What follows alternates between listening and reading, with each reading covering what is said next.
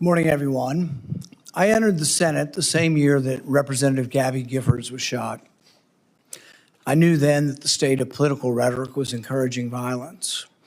I think it's imperative now, more than ever, that the leaders in our country disavow violence and lead by example. Through the years, I've personally been exposed multiple times to political violence. I was in the right field batting cage when the crazed shooter unleashed nearly 200 shots at our congressional baseball practice.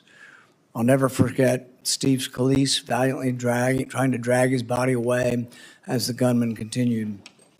Later that year, a Trump-hating felon attacked me from behind in my yard. I was just straightening up from picking up a tree limb. I was wearing noise cancellation headphones, never saw him coming, running pell-mell down the hill. I was struck in the back. The force of the blow sent us through the air nearly 10 feet, down the hill until his shoulder impaled me as we hit the ground. 6 of my ribs were broken. 3 of the ribs were completely separated, such that for weeks, the ends of the ribs would grind upon each other. My lung was damaged. For weeks, I could inhale, but not have the rib strength to exhale. I developed 2 pneumonias. The pain was such that I could only sit up in bed by tying a rope to the foot of the bed and pulling myself up. But even then, the pain was that of 1,000 knives. Over the year of recovery, I began to cough up blood. I underwent removal of part of my lung. Complications led to an infection in the space between my lung and chest wall. I spent a week in the hospital having the infection lavaged every 6 hours through a chest tube.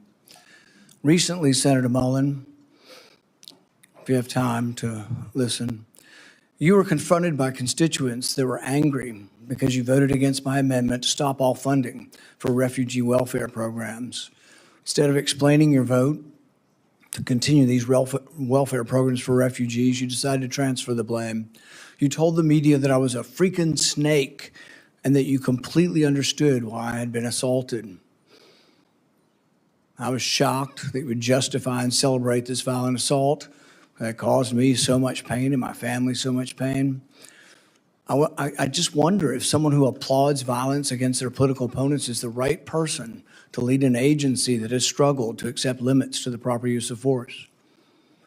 You might argue you were mad and upset about being confronted by your constituents. But Senator Mullin, your constituents are justifiably upset with you. By now, most of America knows that the Somali welfare fraud in Minnesota stole over $9 billion. But instead of defending your vote, you took to continue the vote to continue these refugee welfare programs. You chose to lash out at me. You went on to brag that you'd already told me to my face that you completely understood and approved of the assault. Well, that's a lie. You got a chance today. You can either continue to lie or you can correct the record. You have never had the courage to look me in the eye and tell me that the assault was justified. So today you'll have your chance.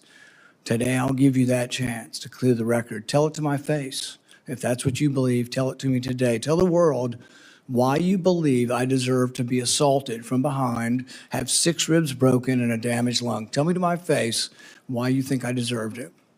And while you're at it, explain to the American public why they should trust a man with anger issues to set the proper example for ICE and Border Patrol agents.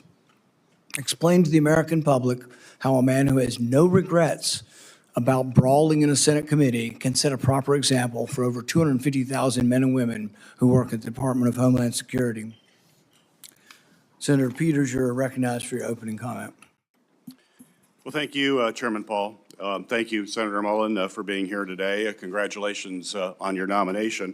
And I certainly appreciate your willingness to meet with me as well as my staff as we consider your nomination to serve as Secretary of the Department of Homeland Security. I'd also like to welcome your family who is joining us today and to thank all of them for their commitment to public service. We do it as a family, as you know.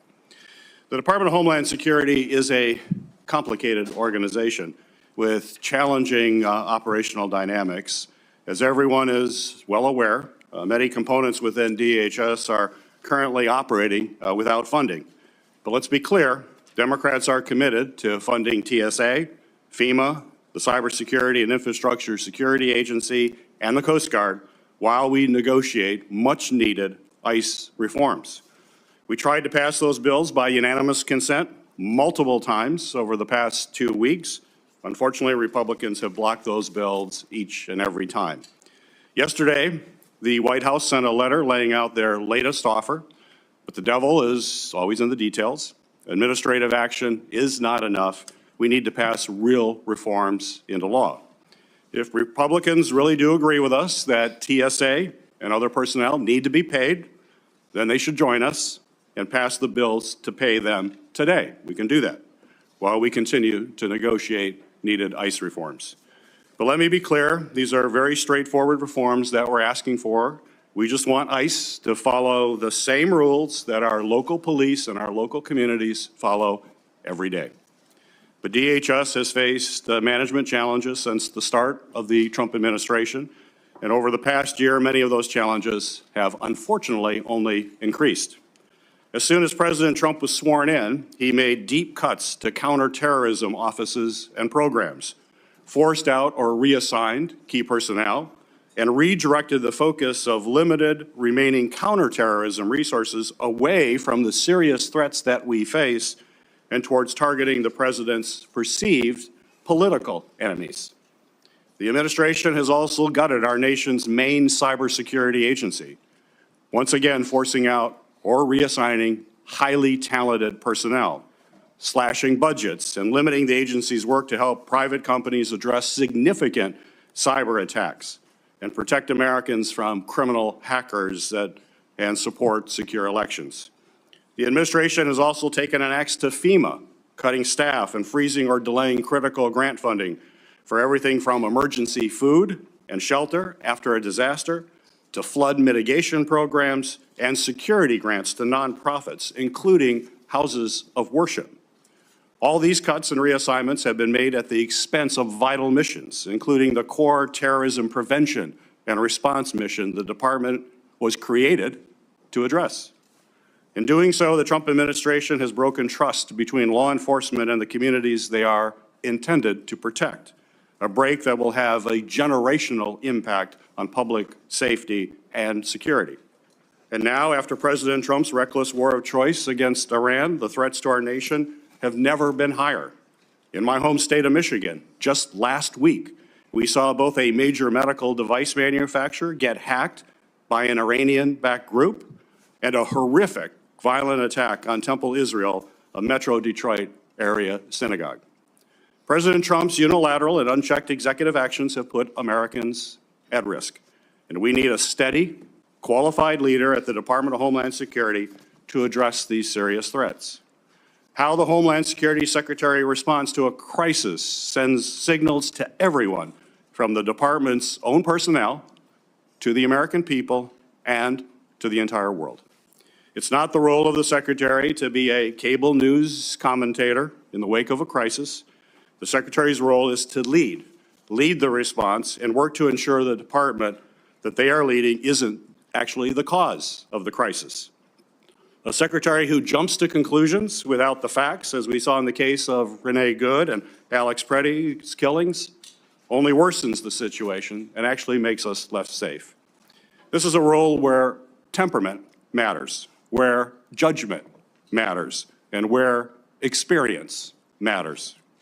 We have seen under Secretary Noem's leadership how shortcomings in these traits can compound the challenges that already come with leading a large and complex department.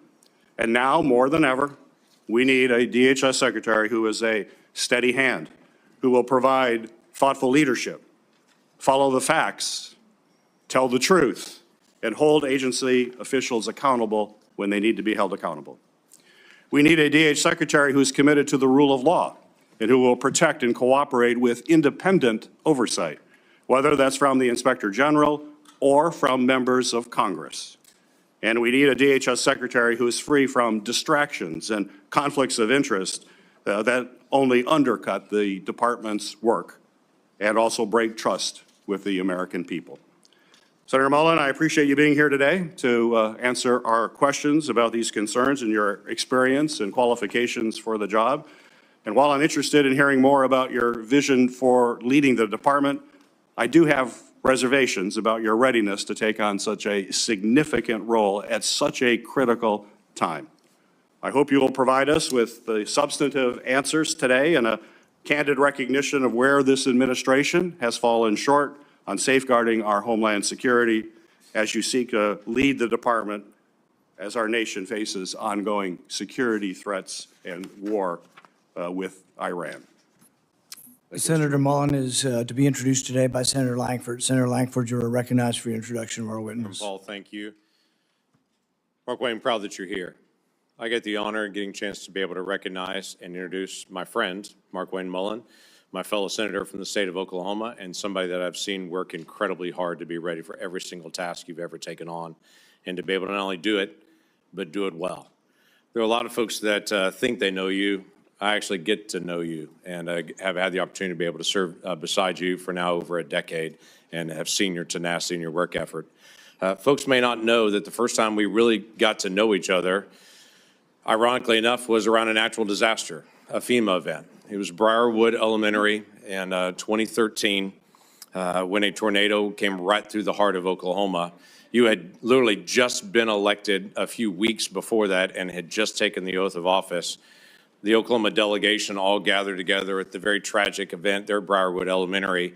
And while we were meeting with the principal and meeting with teachers and families and walking through the debris field that was that elementary school, we turned around to be able to look for Markwayne, and for a minute we couldn't find him because in one of the debris piles there was water shooting out of the middle of it, and his plumber instinct said, I got to go find that and figure out how to solve that.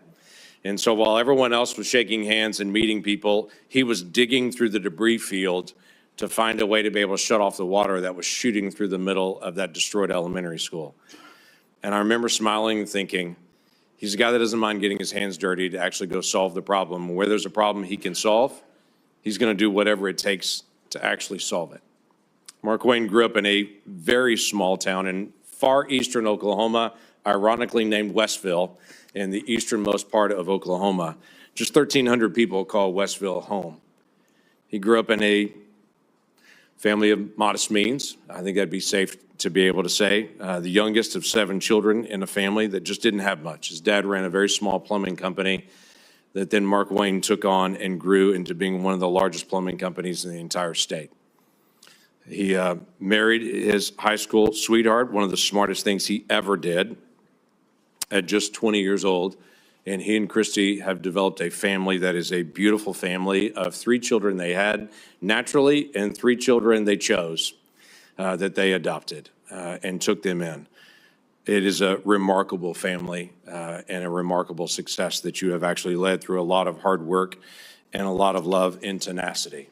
He is a person of faith that is not afraid to be able to talk about his faith in Jesus Christ, but he's also a person who has deep respect for all people. Markwayne has served in Congress for 14 years, 11 years in the House of Representatives, 3 here in the Senate. He's passed legislation that he will now be charged with actually implementing it in the order that was actually passed. He served on the Appropriations Committee here. He's served on Armed Services. He's served on the Help Committee here, and he's done an incredible job in the work that he's done with Indian Affairs. He is somebody who has the rare gift of bringing people together on both sides of the aisle. And the one thing I would say to every single person on this dais, regardless if you're a Republican or Democrat, if you want to sit down and talk about an issue, he's glad to be able to talk about it and to be able to work it out, and has very good relationships in the House and in the Senate.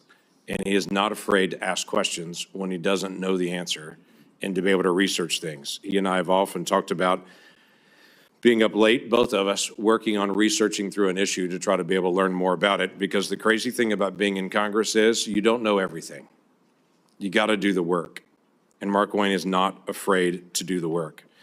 Over the past year and a few months, we've seen incredible progress on our southern border. Our southern border 18 months ago, I think we forget what it looked like. 12,000 people a day illegally crossing our border, just being waved in. No vetting, no background checks, 12,000 people a day. That is not happening anymore. Our numbers are down on the southwest border 96%. So you walk into an agency that has finally restored some order to our southern border, but there's a lot of work still to do with FEMA, with other areas of Homeland Security, and a very large agency with 250,000 people that are actually under your leadership there. So I'm confident that you'll be able to take those things on. Not only am I confident, the National Border Patrol Council has already sent a letter in strong support here. And Mr. Chairman, I'd like to ask unanimous consent to insert to the record the National Border Patrol Council, their letter of support, leadership of the Cherokee Nation, their strong support, and then my fellow Senator Katie Britt has an opening statement who I'd like to also submit for the record with unanimous consent. Without objection. Thank you. This is a person that actually lives what we affectionately call in Oklahoma the Oklahoma standard. That when hard things actually occur, you step up and you serve your neighbor, and you find ways to be able to help people to do the hard things that have to be done.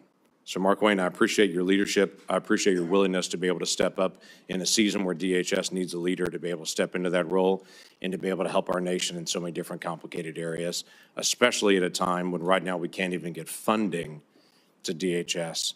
We've got to be able to have good, solid leadership there. Thank you, Mr. Chairman. It's the practice of this committee to swear in witnesses. Will the nominee please stand and raise your right hand?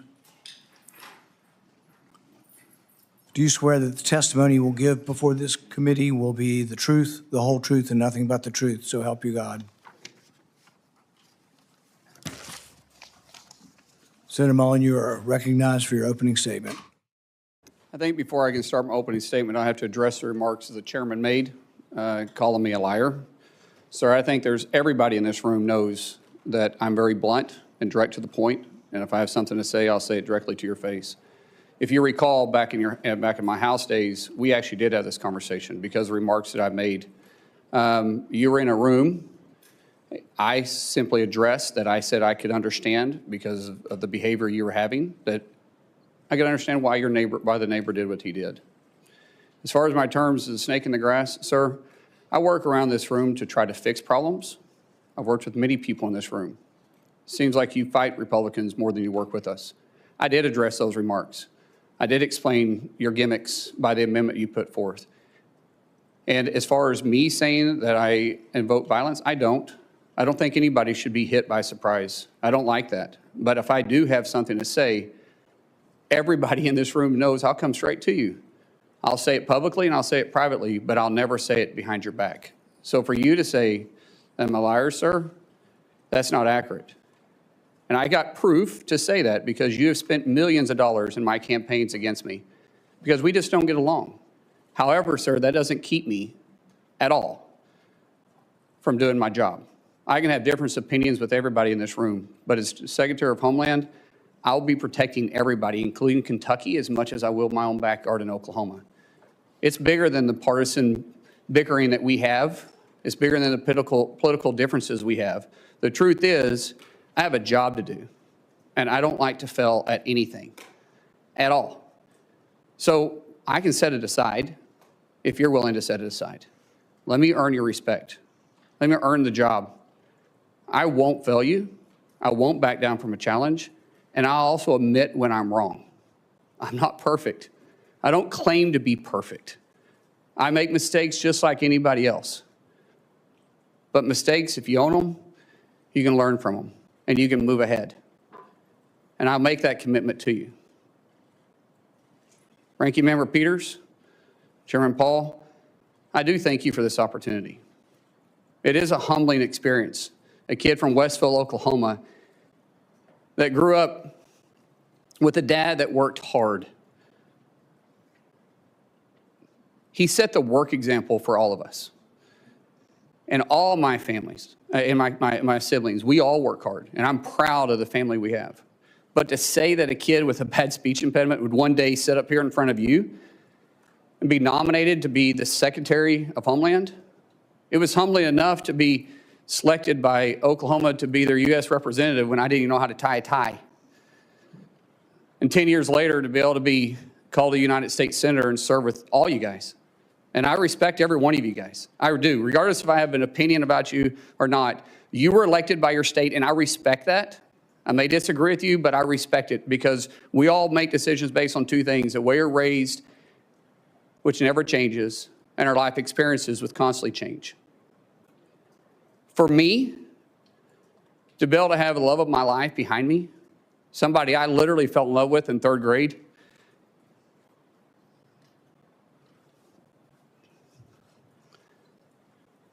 I knew I was going to marry her in 8th grade. She didn't know that yet. We had to work through that process.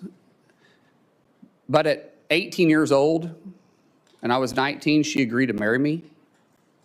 I didn't have anything. I was on a wrestling scholarship, living in a dorm. She was cheering at Northeastern State University. I think she fell in love with my truck, because my truck was pretty cool. But the truth is, we didn't know what we didn't know, but we did know we loved each other. And I haven't been perfect. I apologize to her quite often and send her flowers all the time. But I still am humbled by the fact that we've got to enjoy this walk together. We've had God on our side and her right beside me. And to our 6 children who's been on this adventure with me, what an adventure it's been. We have a saying in our family: you're never going to change anything you're willing to tolerate. That's how we live our life, and that's how we move forward. And regardless of what's in front of us, we always take it on as a family. And I'm not scared of a challenge. I am scared of failure. And so I will work hard each day. I'll work hard to make the 280,000 employees at DHS with the 22 agencies that's underneath me proud. I'll show them somebody that no one will outwork. I'll work beside them every single day to not just secure a homeland, to bring peace of mind and confidence to the agency. My goal in 6 months is that we're not in the lead story every single day. My goal is for people to understand we're out there, we're protecting them, and we're working with them. My goal is to make every one of you guys proud. My goal for those that don't support me, regret not supporting me. But we have to get DHS funded. We have to. My friends, we have to set the partisan side down. And we have to realize that we're putting our homeland and the peace of mind at risk for the American people. Sometimes it's political theater, sometimes it's true differences. But what we do know is that we're playing with fire. We have 280,000 DHS employees right now that are on day 30 without pay, and they're still showing up every single day to do their job. That is a dedicated group of people. And we should all be proud of them. We should all be working together, and we should all be trying to fund them. So I pray, seriously, I pray that we can get past this. That once this hearing is over and once we go through this process, I get it. I get some of it's got to be political theater. I understand it. I've had to really pray about my attitude. But I will say, once it's over, I hope we can work together and get them funded. So when I walk in, if I'm fortunate enough to be confirmed, if I walk in as secretary, that these guys are ready to go to work day one. So God bless you. Thank you so much for this opportunity, and I look forward to your questions. It's the standard practice of this committee for the chairman to ask nominees the following question. Do you agree without reservation to comply with any request or summons to appear or testify before any duly constituted committee of Congress if you're confirmed? I do. We'll now proceed to 7 minutes of questioning. The record should show, and I think will show, a lack of contrition, no apology, and no regrets for your support. You completely understand the violence that was perpetrated on me. You're unrepentant. The only thing you quibble about is whether I met you somehow when you were in the House. I don't think we ever met when you were in the House. And this idea that the only thing you're upset about is not that you were for violence. What you're upset about is that I called you a liar because you said it to my face. So it's really more about this machismo that you have. When in Oklahoma, the media asked you about the refugee welfare programs, the programs you voted to continue funding, it was this whole idea that you were going to transfer it because you were uncomfortable, your anger, low impulse control, causes you to then go after and decide that you're going to go after me as well. And so you say you completely understood that I was assaulted from behind, had 6 ribs broken and part of my lung removed, and that was just fine. That's something that you, I guess, approve of as far as resolution of political problems. When I talked to you privately on the phone, there was no apology. You just said, well, we can let our political difference, go by. And you said a few minutes ago, we can just set it aside. Well, political differences we can, but when you say that you agree with a felon, a Trump-hating felon who attacked me, somehow you think I'm just going to set that aside? Oh, it's no big deal. I lay in pain for 2 months, had 6 ribs broken, 3 of them separated, grinding upon bone for months, had part of my lung removed, and you think that's great and to be extolled. I mean, the sheer lack of any kind of self-awareness that you're going to be leading thousands of men and women who will have the use of force, and there's been great questions in our country about how that will be used, and you think a violent attack is just fine. So I guess my first question is, do you think that justifying that kind of violence sets a good example for the men and women of ICE and Border Patrol? Mr. Chairman, first of all, I didn't know the extent of your damage. When the phone call was made, I made it to you and I tried to talk to you. You didn't engage at all. In fact, you said, get your paperwork in. It's got to be 3 days in between. You offered no apology. Sir? And you offer no apology today and no regrets. Haven't heard the word apologize, haven't heard the word regret, haven't heard I misspoke and it was heated and I made a mistake. Haven't heard any of those words. Sir, actually, it wasn't heated, and I'm not apologizing for pointing out your character. Good. So you're jolly well fine, and you want the American public and the people up here to vote that may or may not vote for you to know that you supported the felonious, violent attack on me from behind. I did not say I supported it. I said I understood it. There's a difference. So that means you really didn't approve of it, just completely understand it. What do you think most people would interpret completely understand to be? Support for or a condemnation of the violence? Sir, as I said, we can have our differences. It's not going to keep me from doing my job as Secretary of Homeland Security. I'm going to secure Kentucky and take care of Kentucky as much as I am Oklahoma. If this were a one-off, it would be one thing. If you just disliked me so much that you approved of violence against me, people could just write it off. Well, maybe they hate each other. But really, there's a pattern of this. Let's go ahead and roll the tape. You know where to find me, any place, anytime, cowboy. Sir, this is a time, this is a place. If you want to run your mouth, we can be 2 consenting adults. We can finish it here. Okay, that's fine. Perfect. You want to do it now? I'd love to do it right now. Well, stand your butt up then. You stand your butt up. Oh, hold on. Big guy. Oh, stop it. Is that your solution, everybody? No, sit down. Sit down. Look at you. You're a United States Senator. Sit down. Active. Oh, okay. Sit down, please. All right. Can I respond, Mr. Chairman? Hold it. If he got up too, would you have gone at it right there in the hearing room? I would have probably jumped over the dais at that point. You have to be called out on it. If not, this guy continues to get away with this stuff. And it's just, it's silly, it's stupid, but every now and then you need to get punched in the face. Well, go back to the 1800s and 1700s. They used to have canings. And duels. And they used to have duels. Yeah. Right. And there was a way that men used to settle their differences. I ignored him 4 times prior to that. And people say, yes, you're supposed to ignore it. Well, I'm not a very good Christian. I try to be a good Christian. And I know people say you're supposed to turn the other cheek. I prefer the David method. But we need to move from an almost By the way, I'm not afraid of biting. I will bite. Biting? I'll bite 100%. Yeah. I mean, a fight, I'm going to bite. I'll do anything. I mean, I'm not above it. And I don't care where I bite, by the way. It just is going to be a bite. In hindsight, any regrets? No, I really don't. So no regrets. In fact, even after your anger had cooled, you were still bragging that if he'd only been brave enough to stand up, you'd have jumped over the dais and taught him a lesson, because that's how men should settle their differences. Do you think fighting as a resolution for political differences is a good example for the men and women of ICE and Border Patrol? As you can notice over my shoulder here is my good friend Sean O'Brien. Both of us have had conversations. Both of us have shaken hands. And both of us agreed we could have done things different. Sean is someone that has become a close friend. We talk all the time. I've been on his podcast. We've talked through this. That's how you handle your differences. Not like this, Chairman. I'm glad you guys are friends now and that you've reconciled.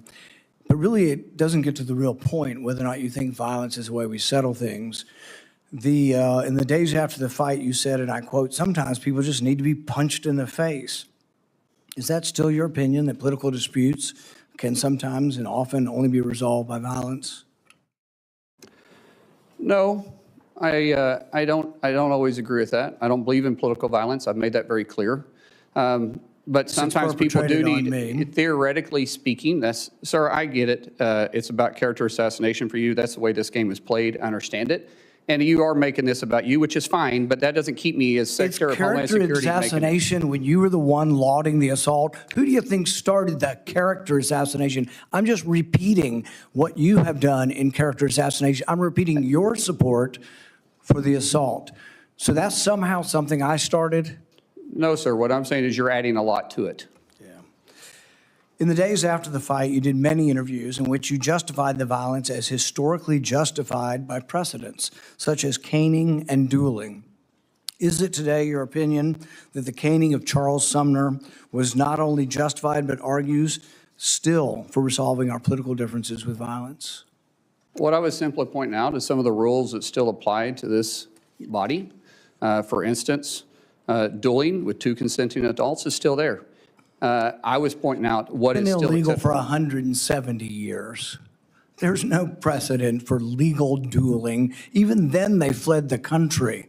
Do you realize that the man that beat Charles Sumner with a cane, he beat him till he was unconscious? You know why no senators intervened? Because his friend held a gun on the other senators, and he kept beating him until he crushed his skull. That's what you're insinuating as the president of the Senate, and that's what you live by. That is a very, very dangerous sentiment.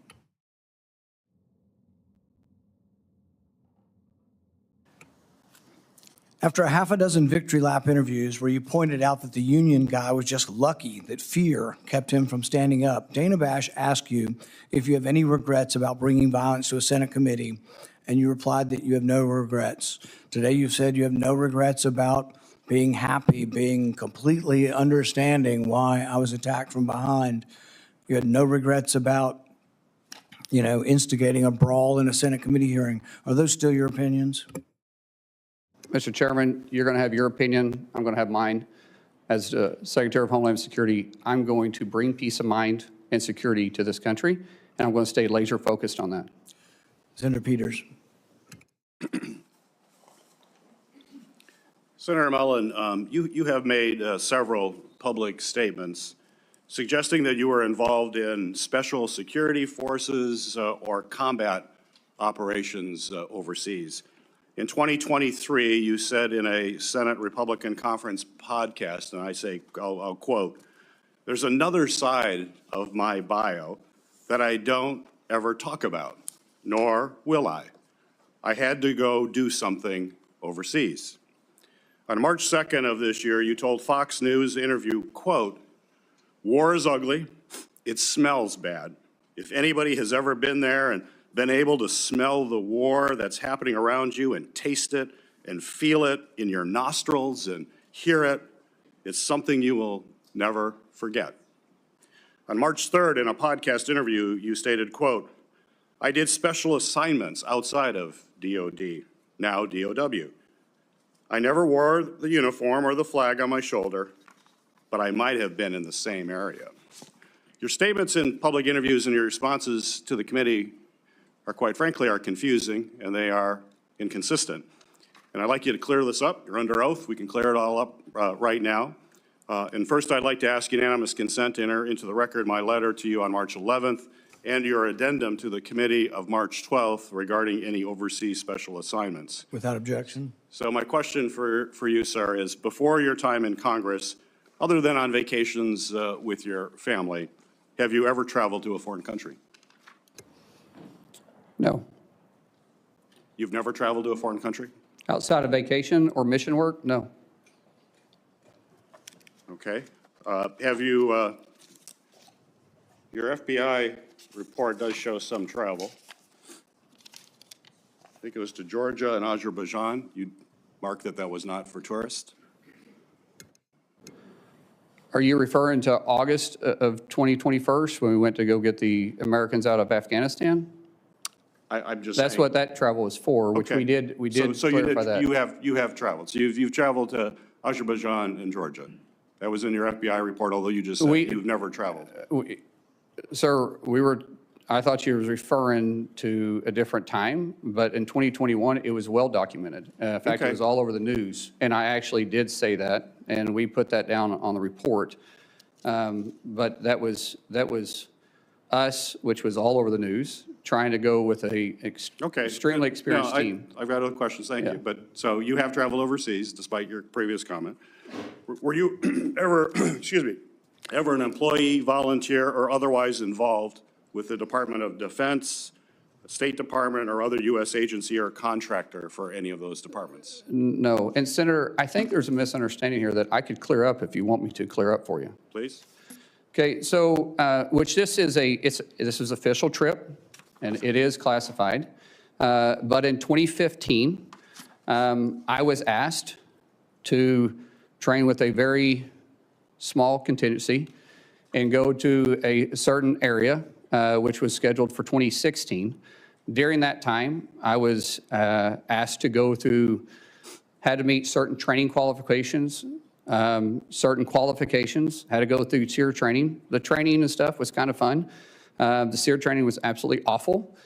And I have spoken general about my experiences, but I've never spoke specifically on details, on dates, or on the mission. And that was official, and there was nothing in the report to the committee. Actually, it said you do not have to claim any official trips. And like I said, that was an official trip that is classified. This is an official trip while you were a member of Congress? Yes. 2015, 2016, I was a member of Congress. And it was Some of it may be public, but it would be very small. Most of it, because of my recollection, which we're going back 10 years, I think there was only 4 people read in on it. So where was that trip? I just said it's classified, sir. It's classified. So the letter that we sent to you said that we need to have information of any of these activities. It said not official trips. Your paperwork was very clear, excluding any official trips. This was an official trip as a member. Well, we have more questions we're going to have to ask. When in the FBI report, I asked, is there anything in that report that is classified, that you were involved in any kind of classified operation at all? And there's none. It was also excluding, it also said excluding official duties. It says that. And you guys have the paperwork in front of you, and it always says excluding official duties. We had this committee come to us and ask the same questions. We talked about doing mission work. We talked about doing mentorship. But they said official duties that was in your official capacity does not have to be talked about. So where did you smell war? Sir, I just said that this was classified, and the dates, locations, and admission, I've never spoke specifically details about. Well, we can get that information. That's fine. Mr. Chairman. You're welcome to get it. We will want to find out more information about that. That's perfectly okay, It's important to Senator. have the truth here, and that you're portraying yourself in a truthful way. Sir, I'm not portraying myself in any way other than you're asking the question. I said I would try clearing it up for you. We'll continue to work on that. Thank you. After DHS officers shot and killed 2 American citizens this past January, you joined top administrative officials in publicly blaming and disparaging the victims. Following the killing of Renee Good, Secretary Noem called her a domestic terrorist. You, sir, you called Alex Preddy, quote, a deranged individual that came in to cause max damage. Could we expect those kinds of quick responses if you are confirmed as secretary? Would you be basically, well, you responded as Secretary Noem. Are we going to just expect that same behavior all over again? No, Senator. I have a deep amount of respect for you. We've had our differences, but I do respect you. I think I said this privately when we had a conversation. Those words probably should have been retracted. I shouldn't have said that, and as Secretary, I wouldn't. The investigation is ongoing. And there is, like I said, there's sometimes going to make a mistake, and I'll own it. That one, I went out there too fast. I was responding immediately without the facts. That's my fault. That won't happen as Secretary. So you regret that statement? I already said that, yes, sir. Would you want to apologize to the family of Alex Preddy? Well, sir, I just said I regret those statements. Is that the same as an apology? I haven't seen the investigation. We'll let the investigation go through, and if I'm proven wrong, then I will absolutely. How would you characterize your relationship with President Trump? He's a friend. How frequently have you spoken with him in the past year? Often, most of the time about my family. If you want to explain the friendship, I'll tell you. My wife will tell you the same thing. When someone loves your kids when they're going through a difficult time, like we have, the amount of outpouring of support from the president and the friendship we saw going back to 2000 or 2020 was quite remarkable. And so I speak to the president from a friend level more than I do a policy level. Okay. I have more questions, but my time is up. Thank you, Senator. We'll be doing it in a second round. Thank you. Senator Moreno. Thank you, Mr. Chairman, and thank you, Senator Johnson, Senator Langford, for letting me skip the line. I have to, unfortunately, go to Dover for the dignified transfer, so I appreciate taking the time. It's not often that I get to ask questions for somebody who I've known for a long time, meaning in politics, 2.5 years is a long time. I've gotten to know you as a friend, as a colleague. I've seen you interact as a dad. I've seen you interact as a husband. And I just want the American people to know you're a good man. Thank you. That doesn't always go through all the political shenanigans. And maybe you're not going to replace Shakespeare as the next greatest orator on earth. You talk from the heart. And that's okay. You are who you are. You don't, and I think that's what you don't apologize for, is just being yourself. And sometimes we're imperfect. We don't do the 20-person focus group every time you say a word. And I think that's what people like about you, Markwayne. So I appreciate you being here. I honestly just have one question for you. Do you pledge to support and defend the United States of America nearly as much as you would protect and defend your family? Without doubt, sir, yes. So I'm going to ruin everything for the audience. You will be confirmed. You will have the job, and you're going to make this country safer and better. And for that, I thank you and thank your family for supporting you. So I will use the rest of my time now to make a little case to the American people. We have 260,000 families that have not received a paycheck in over a month. 260,000 American citizen families who have not received a paycheck in over a month. None of those people are in charge of policy. There's not one of those families that makes policy decisions for the most part. That's on the people here. There isn't a single human being on this dais that has missed a paycheck. Every single one of us has gotten a paycheck the last 30 days and before that. And yet we sit here and we do political theater. And I said to my colleague, Senator Britt, the other day, that in my 14 months here, I only felt ashamed of this chamber once, and that was last Thursday. When you saw the ultimate political theater, colleagues going, let's fund TSA. How about the Coast Guard? Oh, that's a different person that's going to talk about that. How about FEMA? It's a different person that's going to talk about that. You can't have it both ways, by the way. You can't have Democrats saying, I can't believe the Trump administration is cutting government employee numbers. By the way, over 300,000, we haven't missed a beat. And yet at the same time, not pay people who are actually showing up for it. That seems decently incongruous. We can't say President Trump isn't defending the homeland. Well, he is absolutely doing that every single day. And yet we're allowing these agencies to not be funded. And I have tried really hard to learn how this place works. This is all very new to me. And I remember many, many Democrats saying to me, we have the constitutional duty to fund agencies through appropriations. And then we have a separate piece where we argue policy differences, but we should never marry both together. Because when you marry both together, you don't hurt us. You don't hurt the people here in DC. You hurt the men and women who are going to work every day to defend this country. And that's a disgrace. I actually don't know how you would sleep at night, knowing that you're hurting families like that. People can't make their rent payments, can't make their mortgage payments. Their cars are being repossessed. They're having to tell their kids they can't send them to dance recitals because they did everything right in life except got a job with the Department of Homeland Security so that a politician can make a 30-second video online and then use it to fundraise for the next election. That's disgusting. So let me just say this. What are we not talking about? You know, the ranking member said, oh, look, we said we'd fund. He's not paying attention right now, which is fine.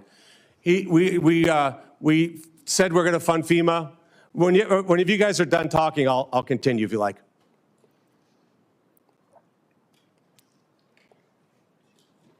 Are you done? Okay, thank you. It's extraordinarily disrespectful. All right, so moving on. You've said you're going to fund all these agencies. Here's ones that you haven't funded. USCIS, near and dear to my heart. Near and dear to my heart. That's how I became a U.S. citizen. We've defunded the agency that allows legal immigrants into this country? That is insane. Never hear the Democrats talk about that. 3,300 employees just go to work every day trying to process legal immigrants. They don't need a paycheck. I'm going to skip the second one. Go to the third one. Biological and nuclear threat prevention. That seems important. That seems like an agency we should fund. 200 employees, not getting a paycheck. That's okay with the Democrats. The next one, 60,000 employees for U.S. Customs and Border Patrol. People who are inspecting packages, they work with your Teamsters, work with Customs. They're not getting paid. How do you look at those people in the face and know that you're doing that? Now let's talk about Immigration Customs Enforcement. 7,000 special agents that are stopping transnational criminal organizations, drug smugglers, and human traffickers. Are you, in the Democrat side, asking not to fund that? Because ultimately, what this is about is defunding ICE and law enforcement. Are you suggesting that we not fund an organization that attacks transnational organizations? Be specific. Be specific when you say you don't want to fund ICE. I want you to say the words, we do not want to fund 7,000 special agents that are in charge of stopping transnational criminal organizations, drug smugglers, and human traffickers. This job isn't complicated. The American people send us here to get things done, and yet for the third time in 6 months, we've shut down this government with total impunity. They will go home and just make social media videos and try to blame Republicans. It is a disgrace. It's even more of a disgrace, honestly, that you talked about the respect that Senator Mullin shares. You guys have side conversations, don't listen, and that's fine. You don't have to. But what I'm going to do now is I'm going to leave. I'm going to go pay respects to 3 soldiers who died so that we can have the liberties that we enjoy here. And you guys continue with political theater, personal attacks, whatever you can do. I know that is a good man. I will vote for you. Our Republican colleagues will vote for you. You will get confirmed. You will do a great job, and you will make this country proud, Markwayne. Thank you, and thank you for standing by a great American person. Senator Hassan. Oh, thank you, Mr. Chair. Before I start with my remarks and my questions, just with regard to Senator Marino, who has left the dais, the American people should know this. ICE is right now funded with more money than it's had in past budgets. And the partial limited shutdown that we have right now has nothing to do with ICE. Meanwhile, Democrats have consistently over the last week moved to fund the rest of the Department of Homeland Security, and the Republicans have blocked that funding. So let's just be clear about what's happening here. Now, I want to congratulate Senator Mullin and Kristi for the nomination. I know your family is very proud, and I know how much you love them. I also want to thank Chairman Paul for speaking so openly about a really difficult thing, which is the actual physical impact of violence, and in this case, political violence. It is a hard thing to do, but it is a really important thing to do at this time in our country's history. So thank you, Chairman. The Department of Homeland Security was created in the wake of the September 11th terrorist attacks with a clear mission: to keep our country safe, secure, and free. The department's work includes counterterrorism operations, disaster recovery, physical and cyber protection of critical infrastructure, and immigration enforcement. The stakes for the success of the Department of Homeland Security could not be higher. And that's also why Granite Staters and Americans of all stripes have been deeply concerned about what they've seen from the Department of Homeland Security under this administration. People have been rightfully outraged about the lawlessness from the department's leadership, which has not only resulted in the death of 2 American citizens, but has also led to the hollowing out of agencies like FEMA. So to Senator Mullin and my colleagues, what happens here in this room today is not nearly as important as what happens at our border, on our streets, in our communities, and in our businesses tomorrow and every day thereafter. So, Senator Mullin, I'm going to start with a question I have asked every one of the president's nominees. If directed by the president to take an action that would break the law, would you follow the law or follow the president's direction?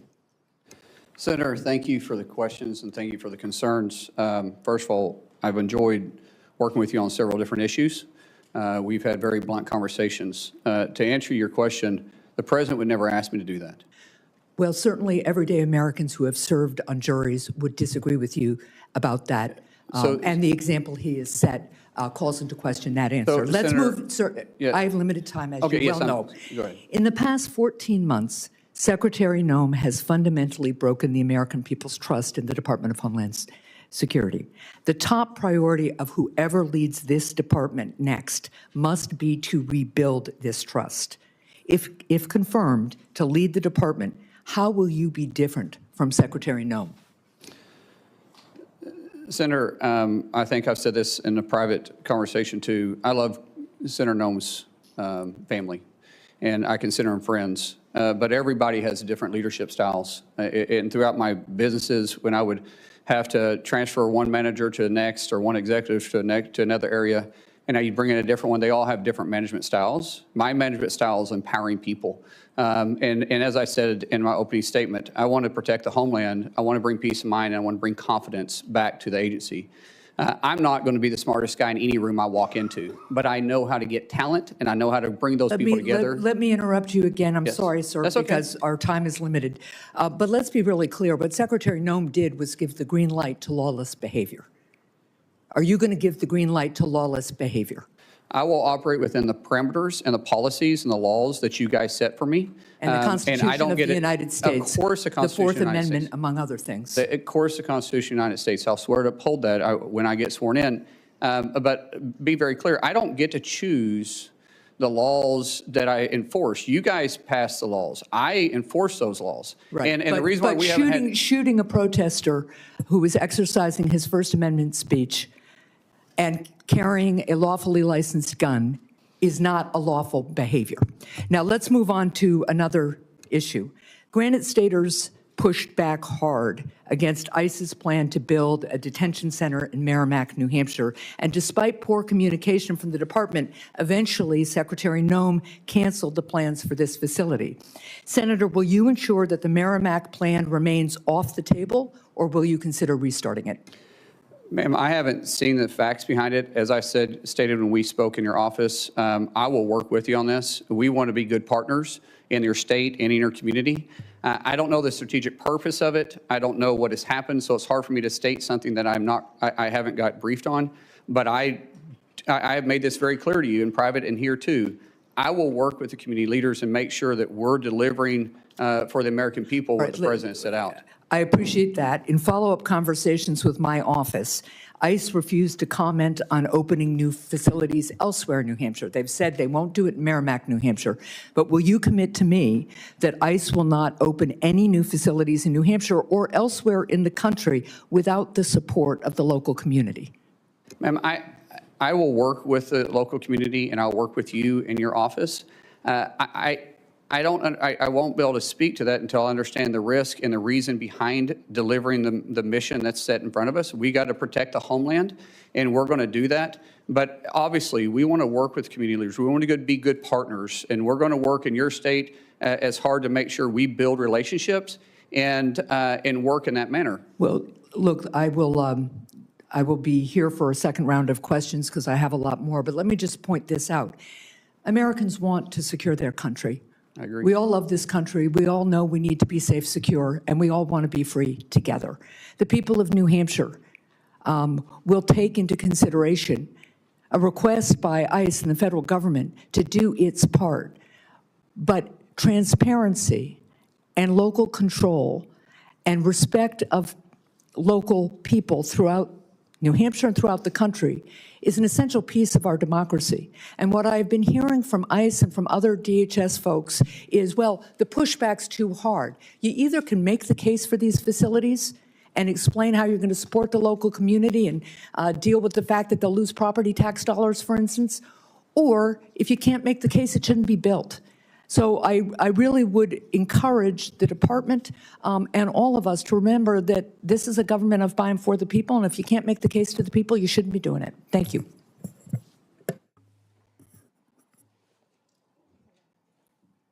Senator Johnson. Thank you, Mr. Chairman.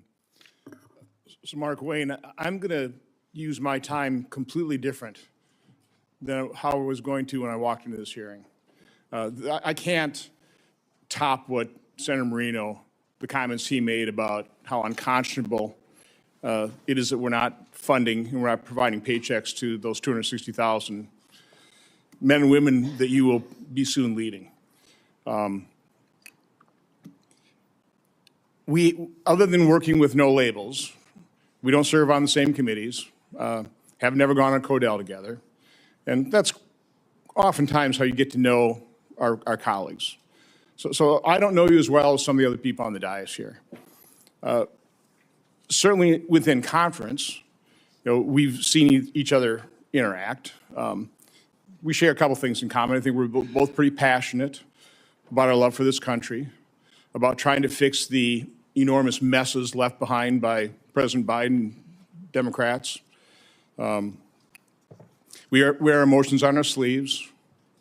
But I will say that I've been here 15 years. I've been through a lot of confirmation hearings. I've listened to a lot of nominees. I've heard a lot of introductions. If one of your first decisions as a nominee was to pick the person to introduce you, you couldn't have done a better job. I mean, the introduction from Senator Langford was probably one of the most genuine and heartfelt I've ever heard. And I will say your opening statement was probably one of the more genuine and heartfelt testimonies I've ever heard, if not the most. I'm looking behind you at the people who have come here to support you, your former colleagues in the House, Chairman Smith, a former Speaker of the House, Senator Britt. But I see Josh Gottheimer there. He's not a Republican member of the House. He's a Democrat. I've seen you interact with him trying to get some permitting reform. Please, briefly, because I want you to tell another story here yet, but just talk a little bit about your relationship with Josh and other members of the House. Josh and I, we may not always agree on every issue, but he's a friend.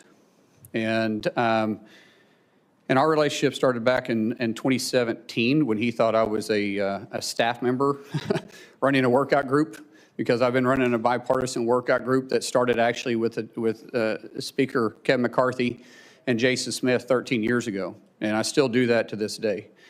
When he came in 17, Joe Kennedy, who is also a friend of mine, he approached him when I was on the House floor and asked him, why is a trainer in the gym on the House voting?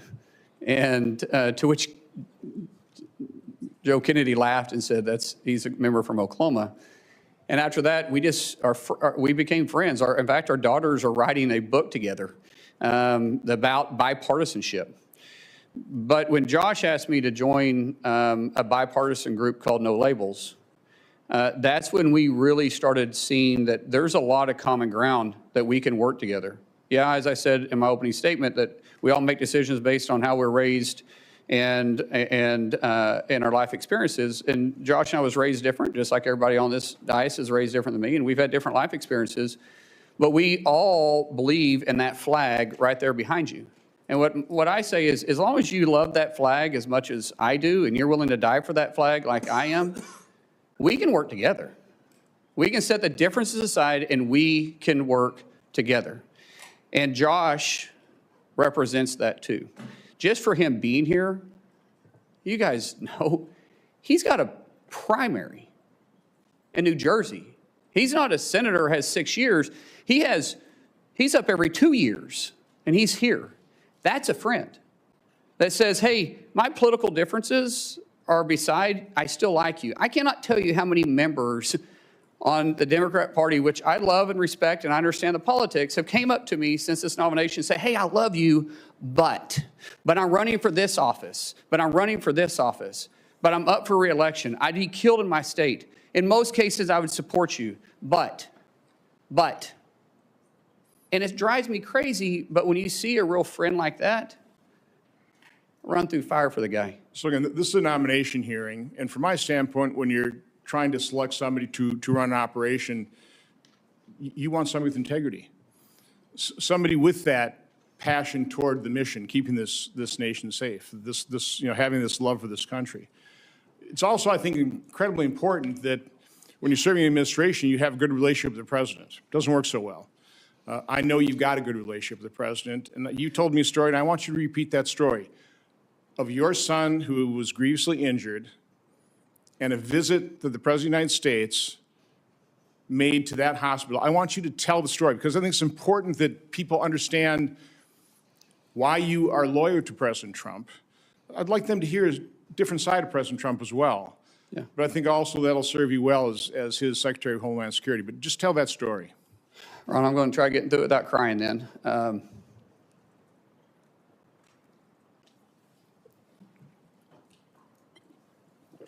It's not about President Trump, it's about my son. So my son was a really world-class athlete, and January 17th of 2020, which mind you was an election year, he had a really serious brain injury. Woke up 26 hours later and he's a different kid. We almost lost him. For 26 hours, he had extremely low pulse. There was a time they thought that they lost his pulse altogether. And when he woke up, he was just different. I mean, here he had a world-class athlete that wrestled all over the world since he was 12 years old, and he couldn't touch his nose. He couldn't walk without shuffling his feet. He had short-term memory loss. He couldn't control his muscles, couldn't add 5 + 3. He was in high school at that time, had to learn how to read, walk, everything. And the president found out about it, and he gave me a call immediately. And one thing that the president joked about was, like, he said, let me get this straight. He doesn't know who you and Kristi are, but he knew who I was because the only question you got right is who the president was. And he said, Trump, with this cocky grin on his face. And but the president didn't understand the severity of it, but he heard it in my voice, and immediately he went to work. I told him we had to get to Bakersfield, California, to the Center for Neural Skills, which is one of the best neural rehabilitation places in the world. And the president offered to send his plane, his personal plane. This is the president of the United States. And I said, sir, we can't fly, we got to drive.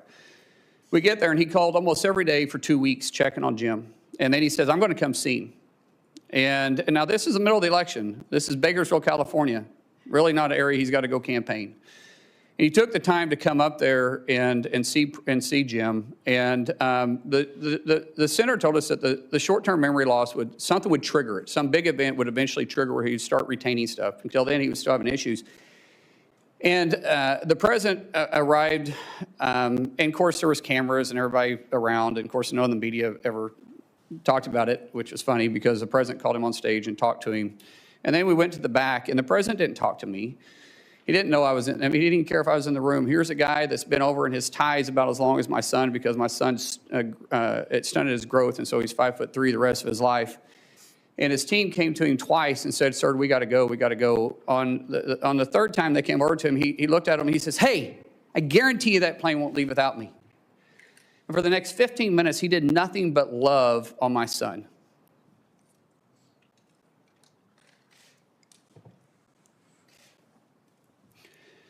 That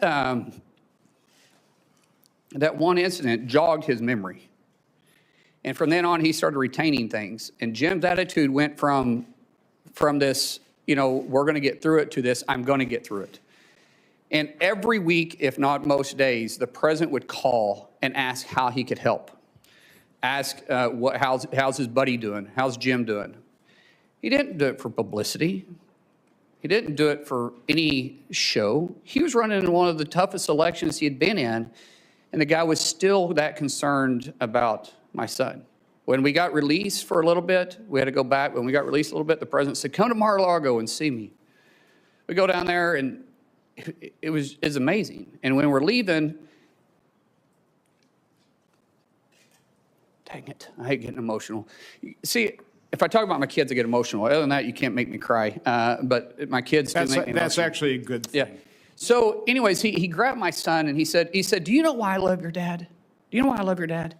Kristi tells the story better than I do. And he goes, no, sir. He goes, because he loves you. Because of you. Because of you. Man, he didn't do it for any other reason. I mean, here's the President of the United States, and he did it just because he cared. And so when you want to say why he's a friend, yeah, we were acquaintances before that. We've been friends ever since. The American people need to hear that. Thank you. Thank you. Senator Blumenthal. Thanks, Mr. Chairman. Welcome, Senator Mullin. Thank you for being here today, and thank you to your family for your service and theirs. I hope that you will be as emotional about the children who are presently detained at Dilley and other camps in the United States of America, where they have been subjected to conditions that would outrage and have angered many Americans. We're here because of a lawless and reckless agency that has broken into homes without judicial approval, shot United States citizens, detained them without any cause, and sometimes killed them. And I am looking for real substantive reform in that agency, as you and I have discussed when you came to talk to me. A break with the past, with former Secretary Noem and with the White House, Steve Miller and others who have used Kristi Noem in effect as a puppet to implement lawless policy. I welcome that you have stated you regret your statement after the killing of Alex Preddy.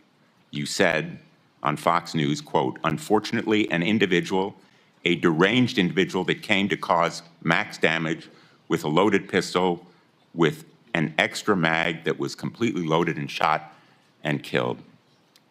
And you regret that statement, do you not? I've already said that, sir, yes. And what about what you said about Renee Good after she was shot and killed? You appeared on CNN and you were asked whether you believed the shooting was justified, and you replied, quote, absolutely. Do you regret that statement as well? Senator, it's very clear that an officer had to make a split decision in that case as the car was running towards him and did strike him. At that point, that car becomes a lethal weapon. And an officer that there was another officer obviously giving her verbal commands. So are you saying, and I apologize for interrupting you, but yes, you're saying you do not regret that statement? I'm saying that the investigation is going on, but what we've seen... There is no investigation, Senator. In fact, that was my next question to you. Senator, don't you think there should be an investigation? My understanding is that there is. I will find out if I'm able to get confirmed. But those are two different incidences. The Department of Homeland Security and the Trump administration has blocked state and local investigation of the killing of Renee Good. And I hope that you will permit that investigation to go forward. Senator, state and local investigation doesn't investigate federal. FBI does that through DOJ. And I believe the FBI is looking at this case. And I do want to say something to you. What you said about the terrible conditions that this administration is putting in kids. But what you left out is that they've actually recovered over 160,000 kids that were trafficked or lost during the Biden administration. What is inhumane is the 12 to 13,000 individuals coming across the border every single day, and we're not having tracked the kids. At one time, the number's up to 385,000, and that's sad. Because you said that you were going to be, and I'm quoting you, blunt and direct and to the point. So I regret that you don't retract that statement about Renee Good. But I want to ask you about a statement that was made regarding the Preddy killing by Steve Miller in the White House. He said, quote, that Preddy was a domestic terrorist who, quote, tried to assassinate federal law enforcement. Don't you think it was irresponsible and reckless for Stephen Miller to post that claim on X without any evidence, just as you have retracted your statement? Senator, I believe that question is better asked to Stephen Miller, not myself. I can't speak for him. Well, Stephen Miller also said, again on Fox News, quote, under President Trump's leadership, we are looking to set a goal of a minimum of 3,000 arrests for ICE every day. If you're confirmed, are you going to be directing ICE to arrest 3,000 people a day? Sir, once again, can't speak for Senator or for Stephen Miller, but I can say the President has tapped me to be the Secretary of Homeland, and I will lead that department, and I'll lead it. So will you continue that arrest quota of 3,000 people a day? No quota has been set for me, sir. Well, in effect, it's a quota if the White House directs the DHS secretary The to President of the United 3,000 States sets people a the day. policies, and I'll be working with the President.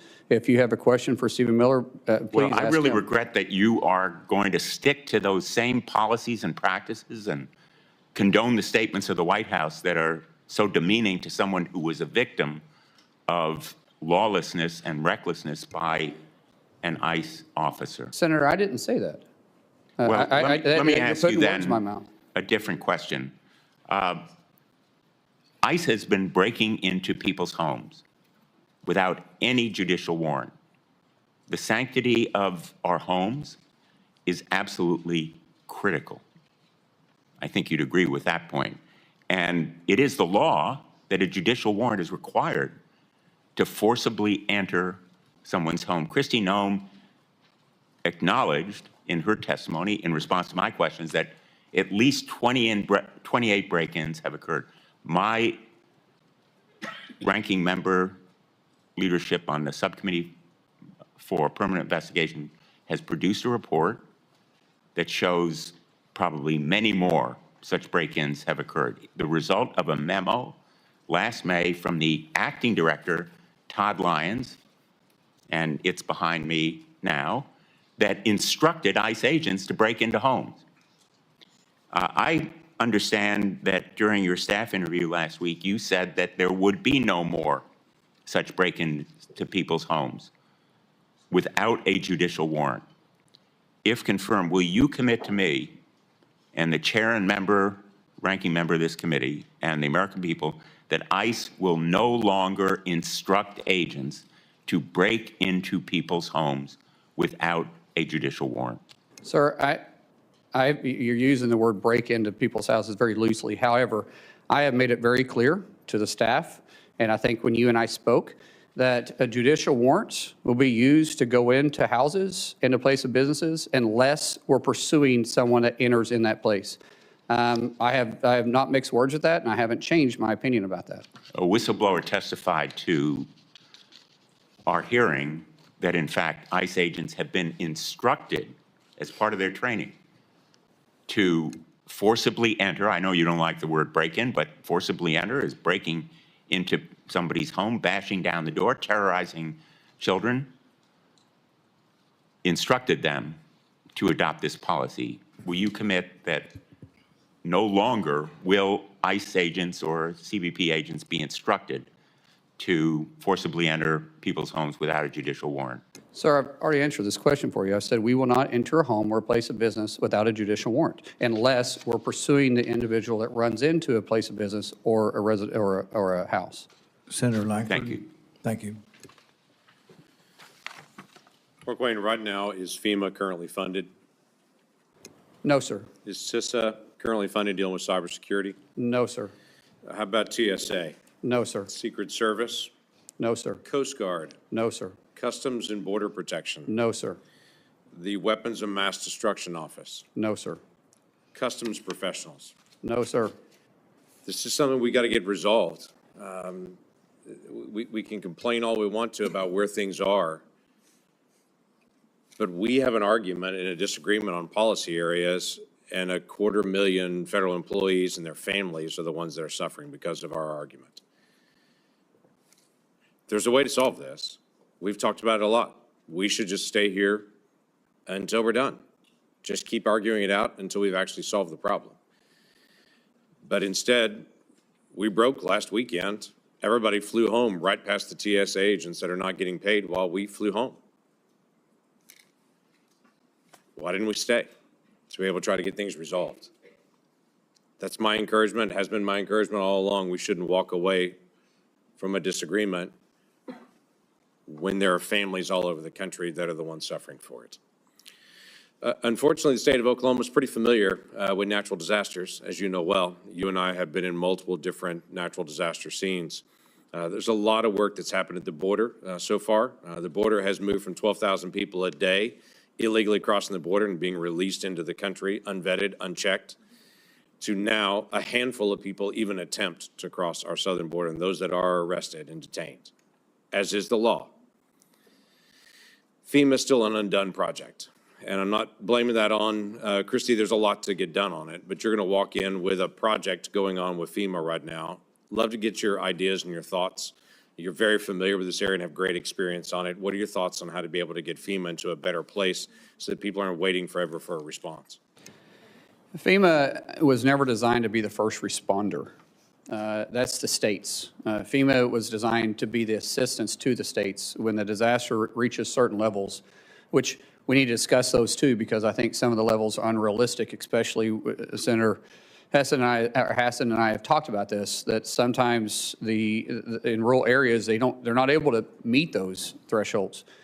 But working with the state, allowing the state to have their emergency response, FEMA simply helping write checks and assuring that they have the capability and the manpower if need be. But for the FEMA to walk in like FBI walking on a crime scene and taking over, no one's going to care more about their backyard than the people that live there in that state. And I think there's a lot of good ideas. I've heard at meeting with so many of you all, there were so many great ideas on how to make FEMA work better. It's got a great mission. And I think people at FEMA want to do their job, but we can be more effective and be more direct and speed it up. Taking years to get reimbursed is not acceptable. Taking, honestly, months to get reimbursed is not acceptable. These small municipalities, they can't afford it. They don't have that tax base to do it. And they're already going through a struggling time, which means they're probably losing tax revenue, especially if it hits their town. So we've got a lot of work there. I do believe that the definition of insanity is doing the same thing over and over again, expecting different results. That means we're going to look at each one of the 22 agencies that fall underneath DHS and say, how can we deliver the mission better for the American people? It's great. That'd be a huge help to everybody. Talking about the length of time it takes to get a response, you've been a part of, as I have, on the nonprofit security grants that are out there. We have some locations that are higher risk than others. Synagogues and temples have been one of those very high-risk locations that are out there. Last week in Michigan, we had another situation where a absolute terrorist drove a vehicle packed with explosives into a Jewish daycare, intending to kill as many Jewish children as he possibly could. I mean, that was his intent, was to be able to do that. That location happened to be one of the locations where there's also been this nonprofit security grant to help harden that facility. We have multiple challenges here. One of them is when the decision is made, they make a request, go through the paperwork, get approval to be one of those locations that we say, hey, we need to harden this location. Once the approval is done, it may take months to over a year just for the dollars to actually come on it because there's more bureaucratic hoops to go through. So as you're dealing with things like contracts that are out there and the way decisions are made, or FEMA, that's one of the areas I would encourage you to take a look at. I know you're very passionate about. How do you fix the issue where approval's been done and everyone's saying, great, can we get to work? And the federal government says, no, you can't actually get to work. You got to wait some more before the actual work can actually begin to do that. How does that get fixed? We got to streamline the process and cut out the redundancies. The amount of paperwork, the senator from Michigan and I had a long conversation about this, the amount of paperwork to just, once you're approved, to get the funding flowing, and then the paperwork that's followed up on it is way too encumbersome. And there's a better way to do this. Some of these policies I have to work with you guys on. Some of these grants were written with checks and balances, which we all got to be very cautious on how we spend the taxpayer dollars. Things that I can change, things that I can cut out on the redundancy part of it, I will work with. Things that, as the senator and I talked about, things that it may take you to make changes on, we'll bring it to your attention. I will work with you, and we'll see how we can make it better. Be great. As you know, Oklahoma's been one of the leaders in counter-drone. This is a big issue for us as a country. Every high school football game, every college football game, every gathering of people for every festival and gathering across the country has now become a risk location for drones and drone mitigation. FBI can't be everywhere. We don't want them to be everywhere.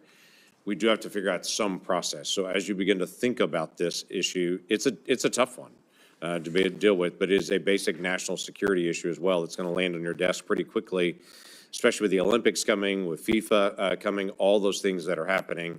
We got to be able to figure out how to do counter drone and to be able to not just identify there it is, but to also mitigate the risk.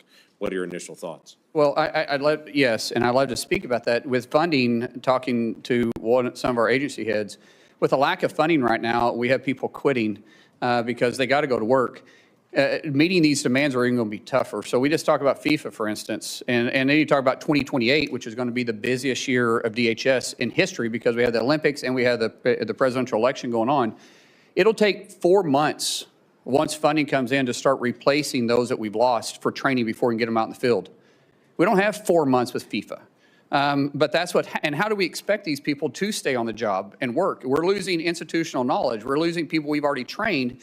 And it's going to be difficult to deliver this mission. The way that I understand is we're behind in UAS and we're behind in FIFA right now on actually delivering the mission that we have to. We're also behind in reimbursing local communities that's also working with us. That's going to have to take a tremendous amount of focus and partnership. And like I said in my opening statement, failure is not an option, so we've got to deliver. But sometimes when you have to rush like this, especially trying to get people on the job because we just quit funding them for the third time in less than a year, and we expect these people to keep working, it puts the mission at risk, and we have a lot of work to do here. Yeah, thanks for stepping up. Kristi, thank you. This is a strain on the family and everything else right now. So thanks, y'all, for stepping into this role. Look forward to supporting your nomination. Thank you. Senator Kim. Thank you, Chairman. Senator Mullin, thanks for coming out here. I wanted to just start. Secretary Noem said in a cabinet meeting about almost exactly a year ago today that we should be eliminating FEMA. Can you commit to us here that you don't support that approach and you wouldn't attempt to eliminate FEMA? As I said, I think it needs to be restructured, not eliminated. I think there is going to be bipartisan support for reforms. I think we all understand that, and we certainly saw a lot of problems when it came to Superstorm Sandy. I asked Secretary Noem to work with us, especially as they were going about their FEMA Review Council. I'll be honest with you, that never materialized. We did not see the kind of engagement here that we're ready to have. We have a bipartisan group of senators that want to come up with reforms. Is that something you can commit to working with us on? Senator, I think all of us that's been either in the House or in the Senate always complain about the outreach of agencies. I will make a commitment to you that I'm going to have the best. It's going to take a couple months to stand it up, but we're going to have a ledge affairs shop that you're going to know who the person is. We're going to work with you, but most importantly, I think everybody on this dais has my personal cell phone. That cell phone isn't going to change. And if you call me, you're going to get a response. If you text me, we're going to get a response. So when we have this FEMA Review Council report finally come out, is that something you'll come to us first and engage with us on rather than just implementing straight out from the executive branch on your own? Senator, I'm pretty sure that you guys set the policies and the mission for FEMA. So for any serious changes, it may take actually policy changes. and I will be in your office talking to you about it. I appreciate that, but we've seen a lot of significant problems happen. For instance, we saw about 2,400 staff cuts at FEMA. And again, we're not talking about the reforms, but we're talking about those that are trying to respond to these disasters every single day. So I wanted to ask if you're confirmed if you will stop these dangerous staff cuts that have reduced FEMA's disaster readiness. Senator, I'm not trying to play politics, but what's been the biggest disaster is not funding them 3 times in a year. However, you know, some of these agencies underneath the current administration, not some, all of them got very bloated with having too many employees. You think there's still too place. many staff at FEMA? Senator, I can't answer that. When I get there, we'll be adequately staffed to respond to our nation's disasters. But it's going to take some time to get there because, like I said, people are quitting today because they're not getting paid for the 3rd time in a year, and we can't allow that to take place. I agree, and I hope that we can move forward on that. But one thing that has demonstrated a lack of priority by this administration is the fact that we never actually had a full nominee for FEMA. So I just wanted to ask, do you agree that we need an actual nominee to be a full FEMA administrator that has real experience in emergency management? Absolutely. We're already looking at some in the case that we do get confirmed, which I'm hopeful we do. We are making that a priority in each one of our agencies. But you know, the confirmation also has to go through you, and we know. I get it, but at least we can get a nominee before us, and I think that that's something I hope to take away. That is a commitment you'll make. Honestly, by the experience that I've had, which has been an interesting experience, it's a lot to ask someone, and they got to be fully committed. If they go through this process, it's tough. So I would ask you if I do this, give them a fair shake. For me, a lot of you guys aren't giving me a fair shake to even earn your support. So if I bring somebody else into you, maybe you'll give them a fair shake and you'll actually work with them because I'm going to find somebody that is capable of doing the job, that's smarter than me at doing the job, that has experience doing the job. But when they come to your office and ask for your support, don't tell them it's politics. Don't say I can't. Don't say that, hey, I supported the previous one, but you know, I got burned on that one, so I can't support you. We'll trust, but see, just give them a fair opportunity, and you might actually like the person we choose. And look, it's not just about the person; it's about the policies writ large. And then look, you know what we saw before. For instance, Secretary Noem had this policy that required her approval for anything that was going out the door, grants, funding, when over $100,000. And I'll be honest with you, it was disastrous. It held up so much of the funding to FEMA and other parts of DHS. You know, Senator Peters and I did a review of this. Over 1,000 FEMA contracts, grants, and disaster assistance awards were delayed. So I wanted to ask you if you can commit to revoking this $100,000 policy by Secretary Noem. Sir, we talked in your office about that, and absolutely. That's called micromanaging, and I don't know if Secretary put that in or someone else did. I'm not a micromanager. We put people in, we empower them to make decisions. What is required to come into my level, we'll make decisions. We will have a very clear line of communication with every one of our agency's heads on their authority that is given to you, that you gave to them within their parameters, and we'll discuss. But we're also going to be very responsible for the taxpayer dollars. But it's unrealistic it's just about, to some degree. It's just adding so much red tape, though. I mean, they really delayed, especially when it came to disaster response down at the Texas floods. I want to switch gears here. This is something you remember we talked about, but you know we have this effort right now. ICE has purchased a warehouse in Roxbury, New Jersey. It's a facility the size of 8 football fields to house over 1,500 detainees. Never once did an ICE official go and talk to the local mayor, talk to the local law enforcement, assess the situation alongside the locals. So I just wanted to ask you, is that fair that DHS is imposing these types of large-scale detention facilities without local engagement and input? Sir, being from small rural Oklahoma, it's a big impact, and the community should be visited with, especially when you start taking a warehouse off. It takes it off the tax roll, which could make a huge impact, and you got to deal with impact aid if they're eligible for it. And then you got to talk about infrastructure. You know, one thing I do know is construction. When you start talking about infrastructure on these places, a warehouse sprinkler system is much smaller than when you are housing individuals there. And if you say, I think you said the town has 60,000 people, And I believe you said this was Smaller than that. Is it smaller than that? So About 22,000 people, okay, and of the which the detention center- detainees and the staff there would constitute about 10% of the population of that town. Yeah, and realistically, it's not, most municipalities don't have the capacity in their infrastructure for waste and water. So it's important that we're talking to the communities, and if we're having additional needs, we can work with the cities, we can work with the municipalities, I mean, but we this should town, always for instance, communicate with them. I agree with that. And this town has only 42 police officers, a volunteer fire department. Does that sound like the kind of town that has the resources to take on a warehouse of this magnitude? Sir, I don't know the circumstances behind this other than what you and I talked about. I committed to you when I visited with you in your office. We'll talk. I even said, let's, you and I, get on the phone with the mayor. If I'm confirmed, I'll make a trip out there and see it for myself, because it's a big concern of yours and we want to address those concerns.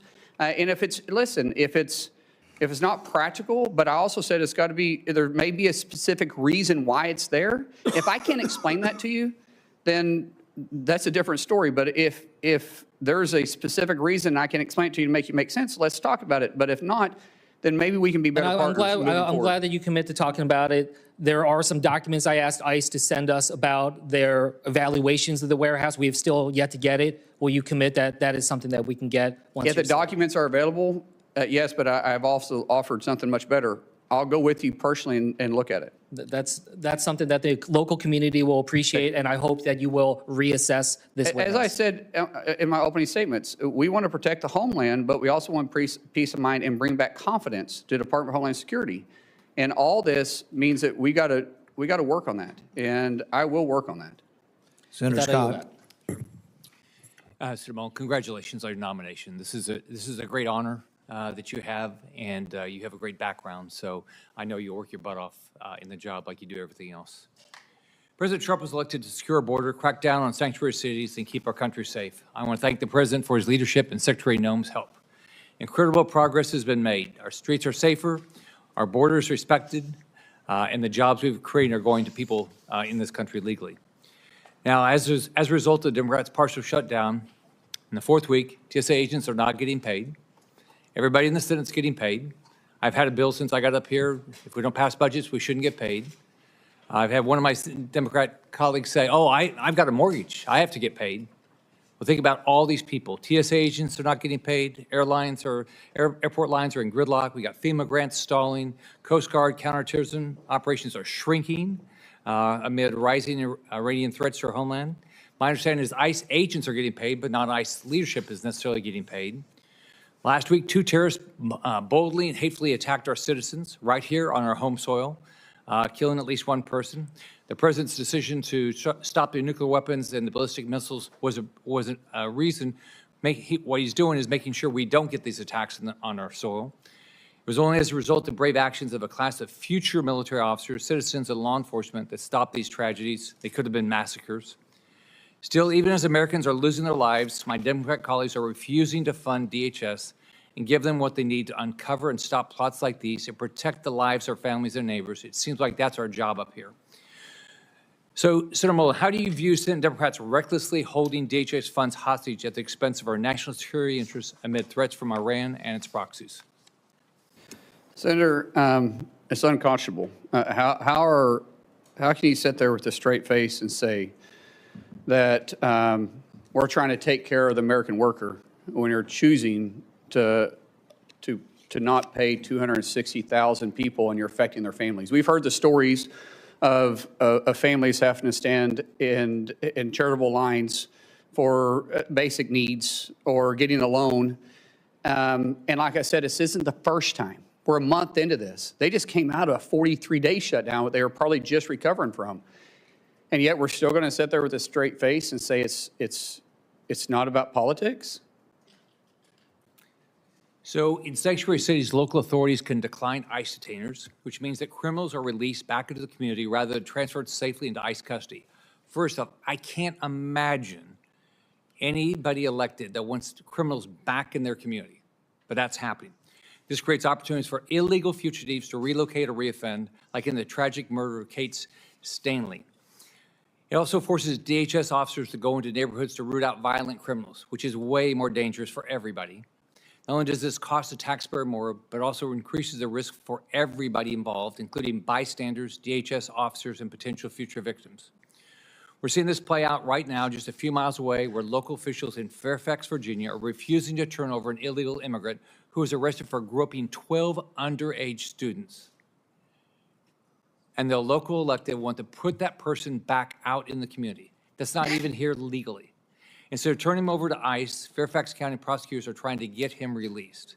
This is just one example of how sanctuary city policies choose to put illegal aliens over American citizens. How do you plan to deal with sanctuary cities like Los Angeles and Chicago to remove criminal illegal aliens?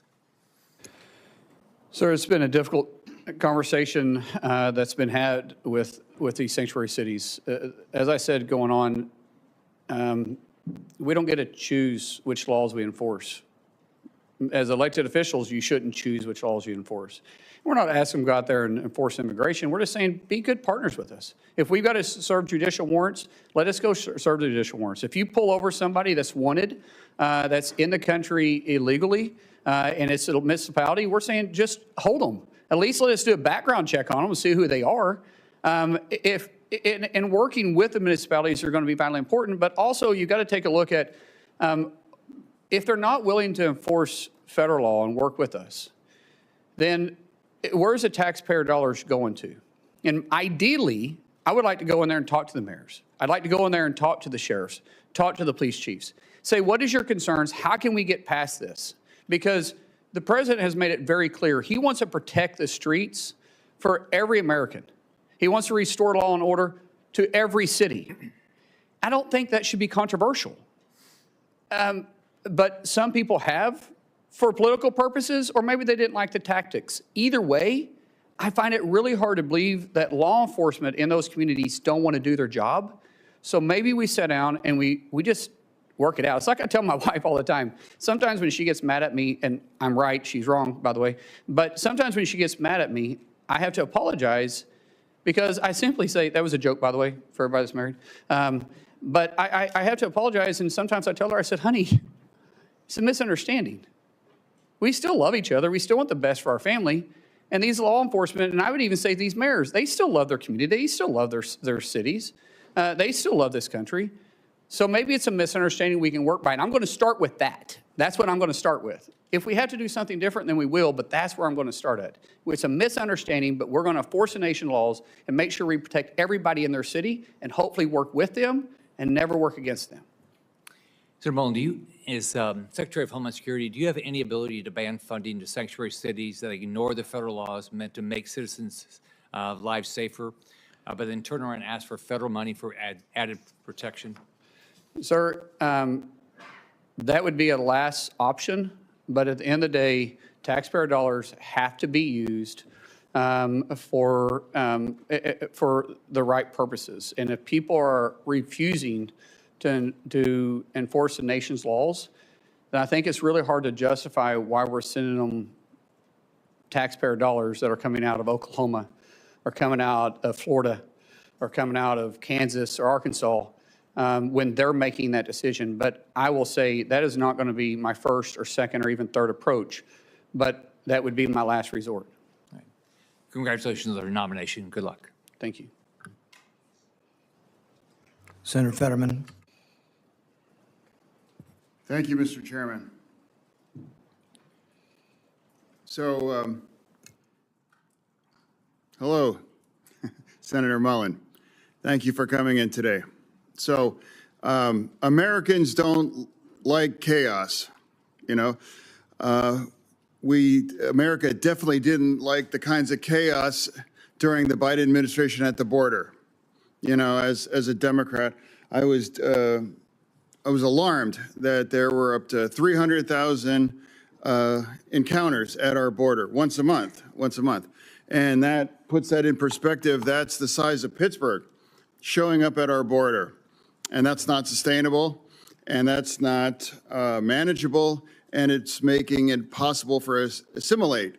And now if you care about immigration, as I deeply do, you can't possibly provide the American dream for people when the size of Pittsburgh showing up at our border once a month. That needs to be brought under control. And that happened that happened. I signed up that as a Democrat.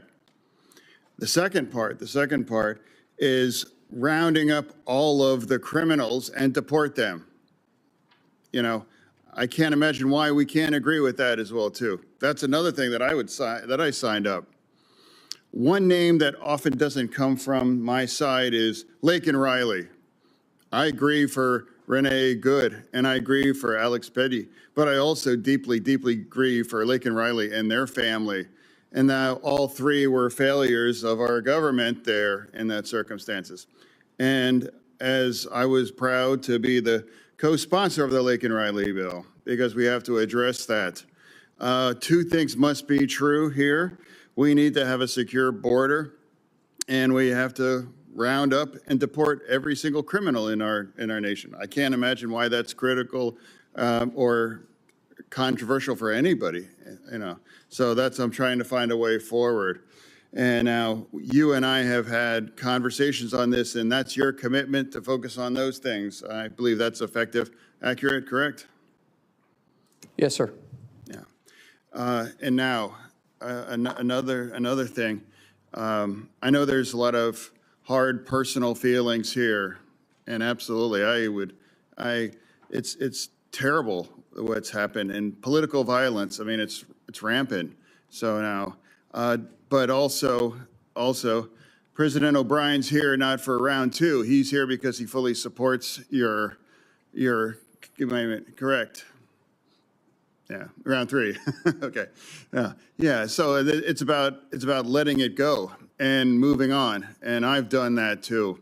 When I was in the hospital and things were touch and go, you know, I know there were unkind things said about me, but I can just say that it's better to just let it all go and to find a way forward. That's the time that we're in right now in our country on that. Now, people might describe you in those kinds of moments, but I'm going to describe you. We got a chance to get to know better when we joined a Codel to Turks and Caicos, correct? Yes, sir. Yeah, and we did that because Americans were looking at over a decade in prison because they had a couple random bullets in their luggage. And those Americans ran the gamut of a black grandmother from Florida, I believe, and Pennsylvania, that live in Western Pennsylvania that I did, and I was able to welcome him at the airport when he returned there. So that was about a commitment to working together. Imagine just because a couple random bullets, accidentally, they were looking at over a decade in prison. Now, we worked together, and now not one single American really faced that kinds of thing. So that's about committed to working together. So now, and also as a Democrat, you know, that I made me the only Democrat that refused to shutting our DHS down. You know, some people might say that that doesn't mean I have any less commitment to reform ICE. That's just categorically not true. But it's a strange devotion. I don't understand why you would shut the entire agency down just because you want those kind of reforms on ICE that has absolutely no impact on ICE and doesn't force any of those things. I refuse to do that, and I refuse to punish those union members that are working. And now especially parts of that, it's true. It's like the cybersecurity agency is part of DHS. Yes, sir. Yeah, and that's currently on the shutdown. And now two of the top agents of cyber attacks come from Iran and China. They must be elated to know that that part is all shut down, because that's part of this shutdown that does not bring any reform to ICE. You know, that I want any less than other Democrats, you know, here.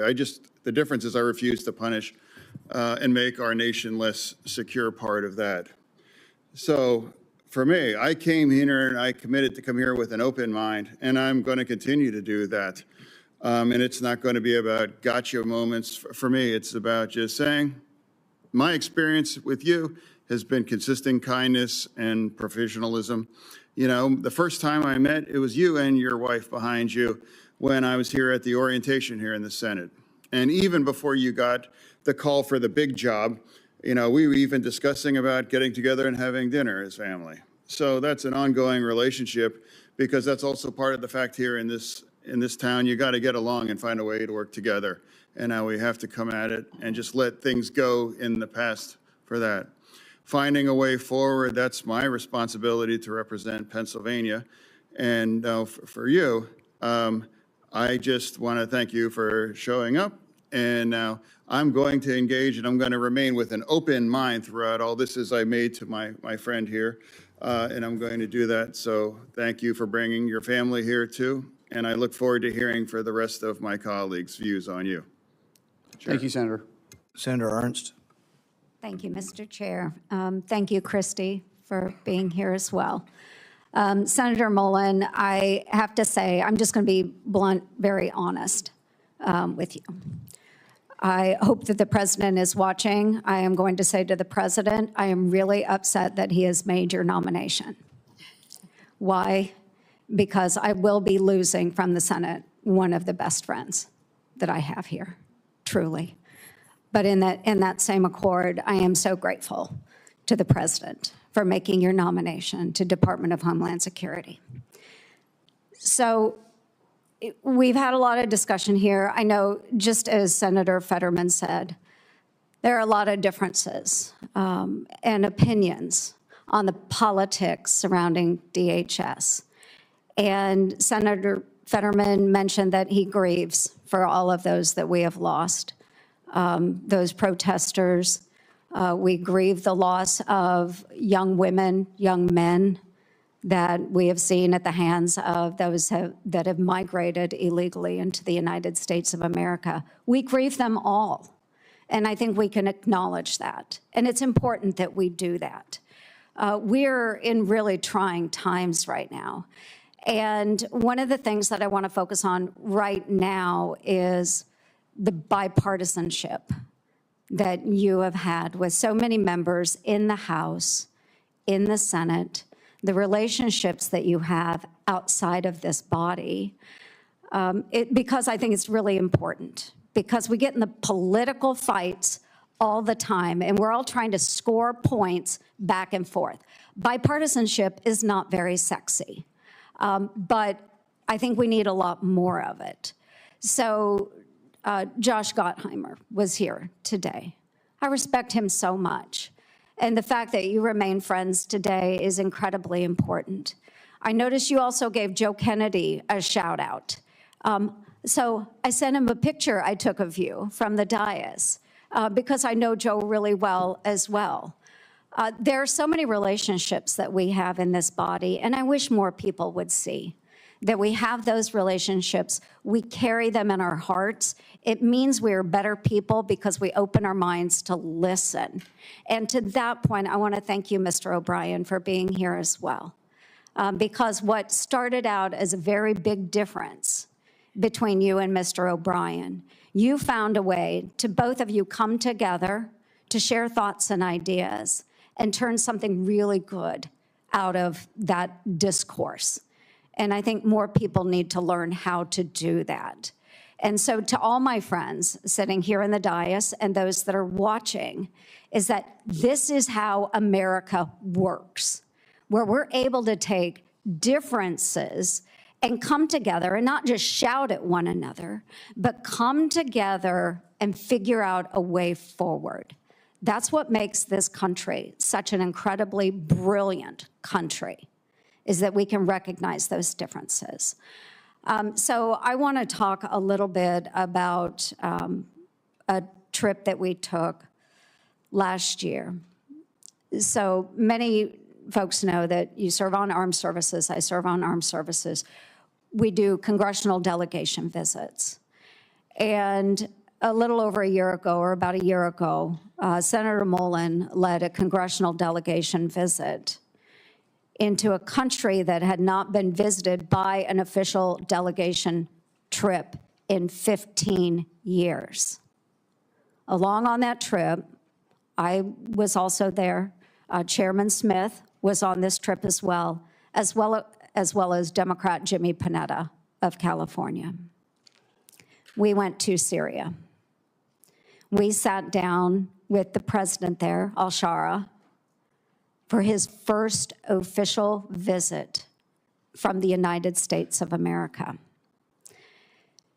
Now, a lot of people will say, he was a member of Al-Qaeda. What are you doing sitting down with somebody that was a member of Al-Qaeda? It's the same reason we sit down with people that we have differences with, is to find a way forward. So, Senator Mullin, I would like you to talk a little bit about that trip and why you believed it was important that we do that. Thank you. Thank you, Senator. You're right. The president of Syria wasn't really somebody we should have a lot of common ground with. And we actually talked about that. Him and I talked about that. Had a very blunt relationship about it. But the fact is, our world is different.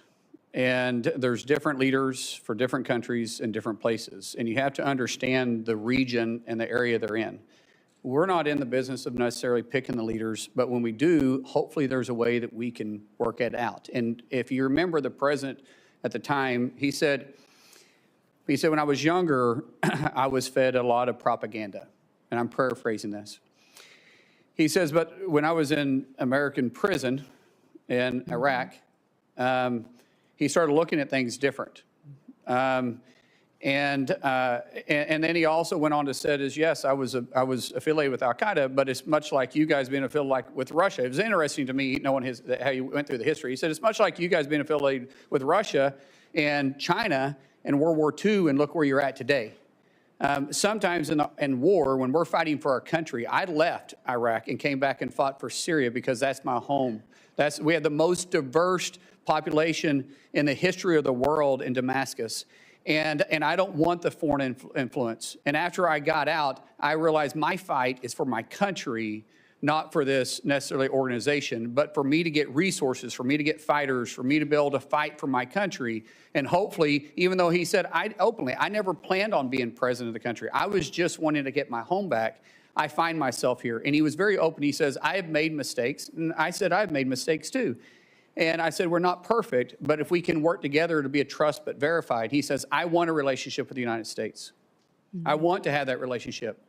That's not common for somebody with Al-Qaeda ties. That's somebody that says, yes, my past is my past, but I'm looking to the future. And I think we all have past. In past, we can learn from. We can learn from successes and failures in our past. But if we can grab the past that we made a mistake on and say, yeah, that's a mistake, I'm not going to make it again, that's a lesson. That's where wisdom comes from. If you can also learn from your successes, then that's also where wisdom comes from, and that's considered someone that has the potential to be a leader. And I would rather work with those leaders like that than to continue to see the civil war that was going on, and in some cases still going on in Syria. Yes, and thank you. And I just use this because my time has expired, just to demonstrate how we all have such significant differences. We can come from different backgrounds, but I've been on a lot of congressional delegation visits, folks, a lot in the 12 years that I've been here.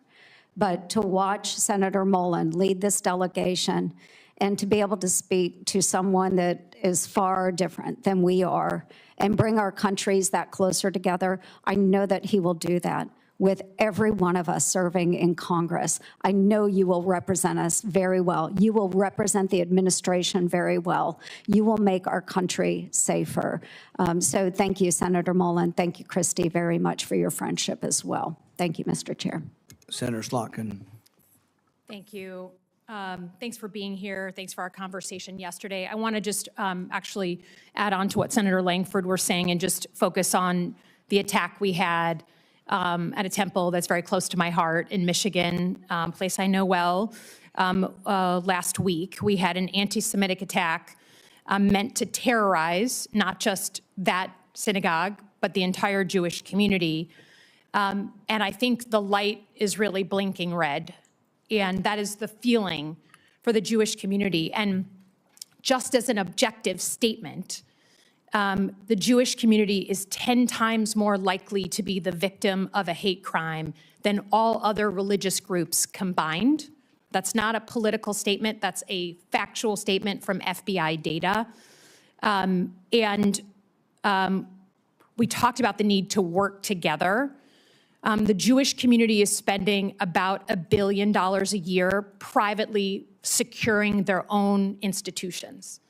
No religious group should have to spend that amount of money that could be going to lots of other things on their own security in the United States of America. So I would just ask your help in reforming the nonprofit security grant program so it's agile, so you don't have to like win the grant and then still do 100 pieces of paper, maybe even looking at a rapid reaction fund, but certainly asking for some sort of task force.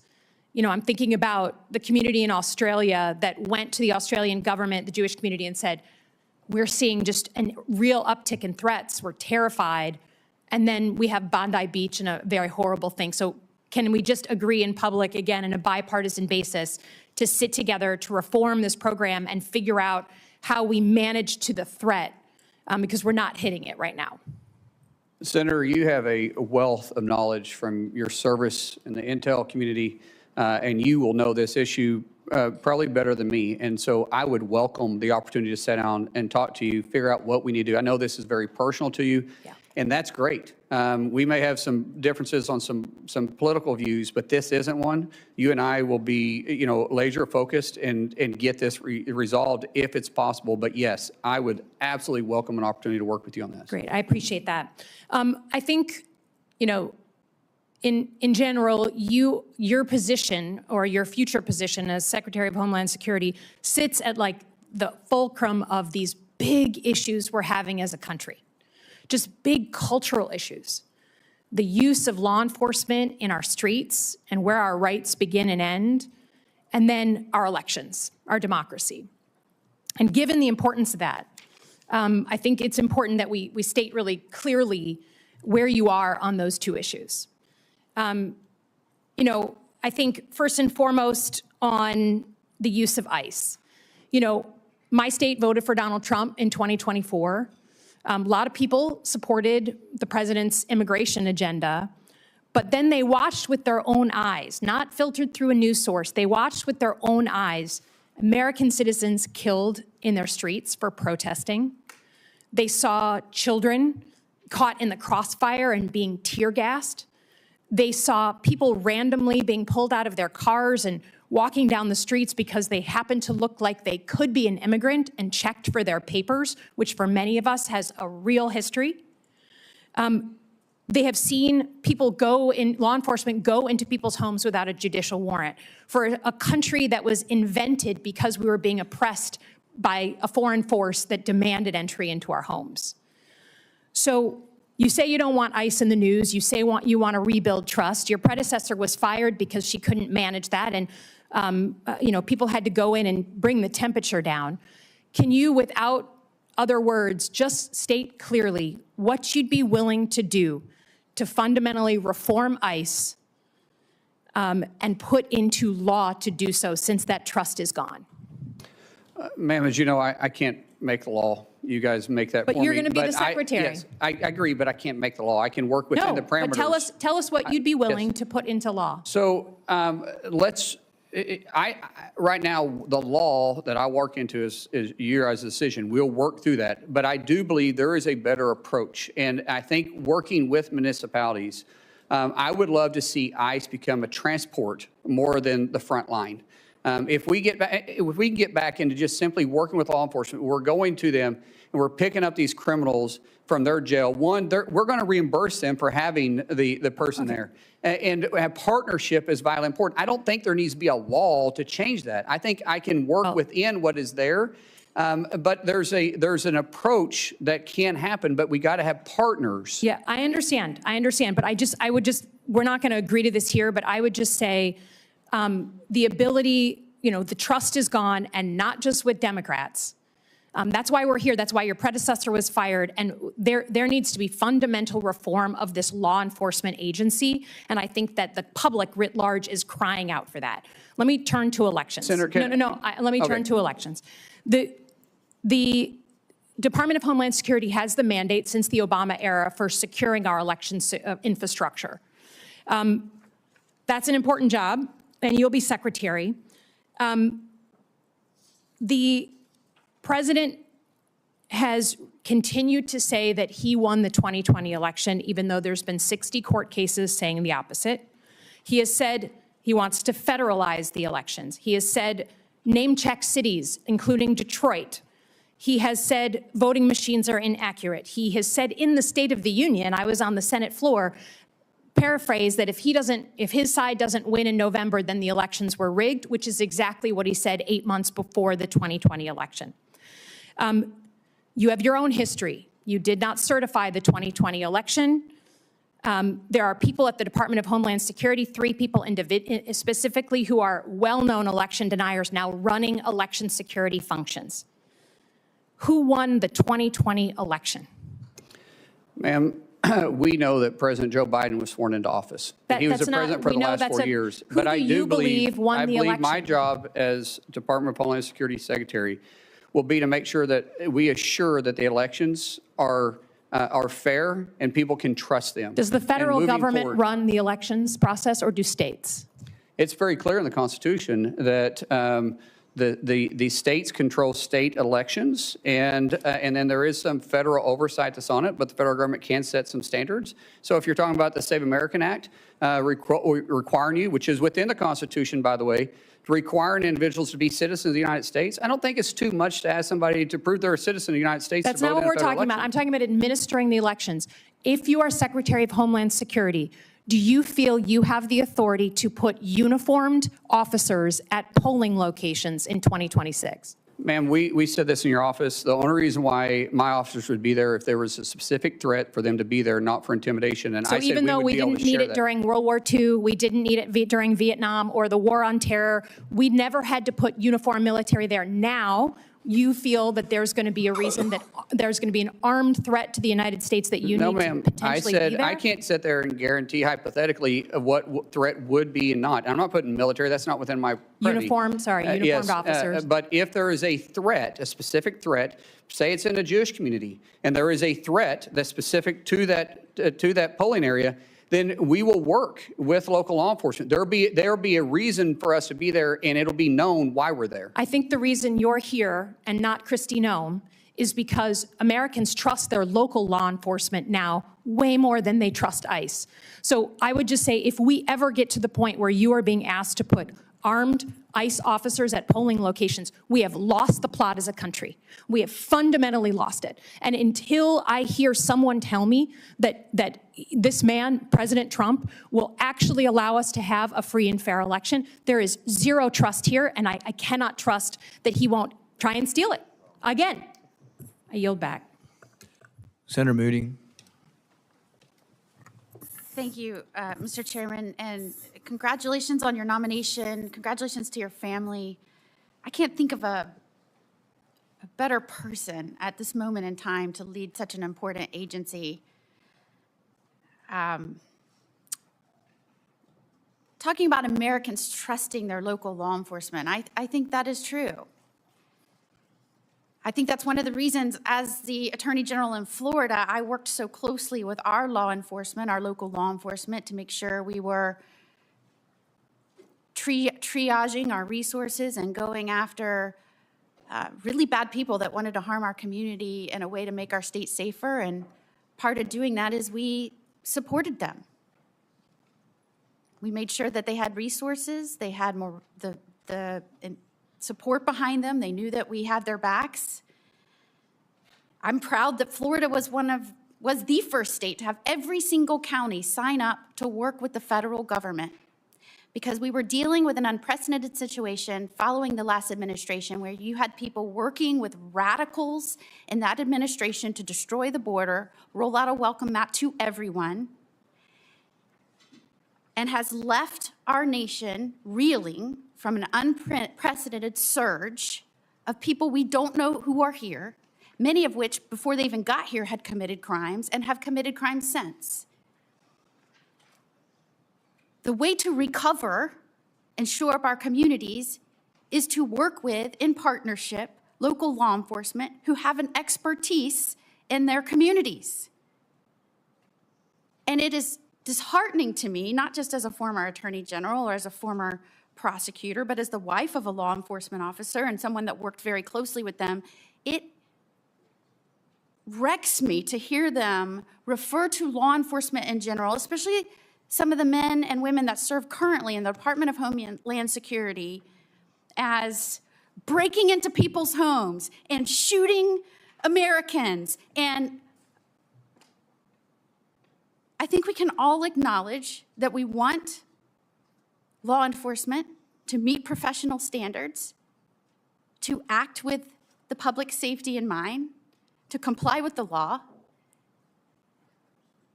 But we do not have to disparage an entire profession of men and women who put their lives on the line for you and for everyone in this room, and said that they were going to dedicate their professional careers to stand on that line and put their safety behind yours.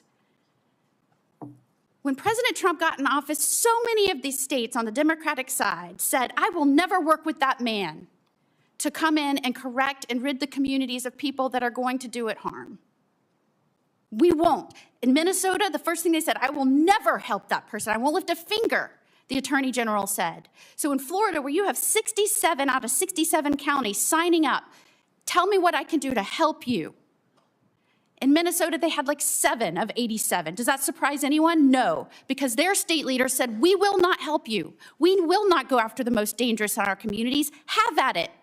See how it goes. We won't lift a finger. And when the administration says we are dealing with an unprecedented situation, 11 to 20 million people, that's never happened in the history of our country, how do we do this? We need to make sure we're focusing on triaging and getting people out that we know may do harm to our communities. They're like, what are you talking about? You can't have quotas. They won't talk about the quotas where they said we're put to Border Patrol, push more and more and more and more in. However you need to do it. Don't tell us how we can stop this influx or this surge. Tell us how we can push more in. They won't talk about that. And they want to tell you about focusing on children that are here, that are now here. Yes, you need to do that. As somebody that has pushed to protecting children and fought against trafficking with law enforcement's help, yes, you need to do that. But I loved how you said, let's talk about the tens of thousands of children that the federal government helped traffic under the Biden administration that we lost. And when they were made aware of it, they ignored it. You will now have to take over an agency that is charged with cleaning up a disaster, a danger. The Biden administration did that. I cannot think of a better person, someone who acts passionately and fiercely fights for the people he loves, and someone who loves this country and thinks of other people before himself. I am telling you, in Congress, there are all kinds of personality types. But this man came up to me time and time again as the newest United States Senator and said, what can I do to help you? How can we make this place work? How can we get this done? And I look over the course of your life, you left school when your father got sick to go help your family business. That's the kind of person you are. The kind of person that stands up for every person in this office.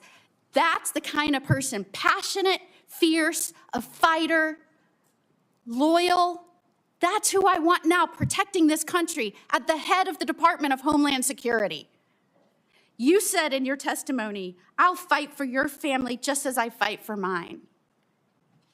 Tell me about that personality trait and how you think that will help the Department of Homeland Security in this unprecedented time where the last administration, the last president of the United States abandoned his role to secure this country. Tell me how you bring the personality and your character traits to this role. It's the way I was raised. It's the way my dad raised us, the way my mom raised us, the way they were raised. We love this country. Think about it. I'm getting to live the American dream. You're telling me a kid from Westville, Oklahoma with a speech impediment would ever be able to be here? That only happens in America. Only in America. And we all probably have the same type of dreams because none of us have royal blood. Maybe some of your parents might have served in public office or not. Mine most certainly did not. And the fact that I'm here, my goodness, that's why people want to come to our country, because they want the American dream. And I want everybody to have the same opportunity that I have, but we have to secure the homeland. We have to make sure that they feel safe stepping out and being in the public eye. We got to make sure that people can have a peace of mind and trust our government. And right now there's a mistrust in our government. I think we have an opportunity to maybe work on that. I meant it when I say that I hope in 6 months we're not. I can't guarantee it because the news choose what they're going to run, but I hope that I'm not on the news every 6 months or 6 months from now every day. I hope DHS is just able to be laser focused on doing their job and isn't controversial about taking care of the homeland. I hope people have confidence in our agency again. And I'm going to work every day to restore that. And you'll bring that same passion and zeal and protective instinct to protect every family and every community, working with local law enforcement because they know how to approach in a safe manner their communities. Nobody will take care of their backyard better than the individual. Senator Gallego. Thank you, Chairman. Hello, neighbor. How you doing? Easy day. Hey, brother. Good to see you. So, some very specific questions. What is the primary mission of Homeland Security investigations? From the IG or from us? I'm sorry, from Homeland Security Department. There's HSI is within Homeland Right. Security. What is their primary mission? Well, it's not a trick question either. No, I understand that. And every agency, sir, we have specific missions that we are targeted to look at our aspect of protecting the homeland in different directions, have different paths. And in different agencies, region-wide, there are 22 of them there. We all need to be in the same boat, row in the same direction, working for one common goal. And as I said, that's protect the homeland, bring peace of mind, and secure the confidence of the American people. Okay, so HSI, and I've being from Arizona, we're very familiar with CBP, ICE, and HSI. HSI specifically is very important because they specialize in dealing with human trafficking, human smuggling, counterfeit, bank fraud, things of that nature. Actually, I have a lot of friends that have worked for them forever. The reason I bring this up is because there is confirmed reports that the Secretary of Homeland Security has ordered HSI agents, pull them off what I just told you were very important missions, to go to Arizona and investigate the 2020 election results, right? That's a very big concern of mine because these agents should be doing the work they're doing. A lot of them already are, field ICE agents instead of actually doing these long-term investigations. But now they're not even doing the ICE enforcement. They're literally going back and looking into conspiracy theories. So, for my experience and seeing it both on the House and the Senate, do you believe that Joe Biden won Arizona in the 2020 presidential election? The reason I ask is because, again, you're potentially deploying HSI agents to Arizona to check a result using our taxpayer dollars to follow up on a conspiracy theory. Sir, I'm not familiar with what the former secretary did here, and nor am I here to debate what happened in 2020. I do know that there's an opportunity to look at 2020 and make sure that anything that went wrong we can fix moving forward, because what we wanted to make sure is that in the next election, be it the midterms or in 2028, the American people trust our election system. Trust is vitally important. I want to always look at past mistakes and past successes, because I've addressed this multiple times, and I know everybody's busy here, and I know you didn't get to hear me earlier, but Senator, I think we can always do better, and I want to do that. Just like you and I, we've worked on immigration issues before, but because we both know we can do it better. But you're talking about perspective. I'm talking about going back, and the fact that we're using Homeland Security funds, investigators that should be using their time and value more to check onto something that, by the way, had multiple independent audits, even one run by the Senate Republican and Senate State House representatives that passed, accuracy tests, hand counts, 14 court cases that were confirmed that Biden won in my state. And so when I have personal friends that are HSI agents, friends that I know are telling me they are now being diverted from their duties, and what they're doing is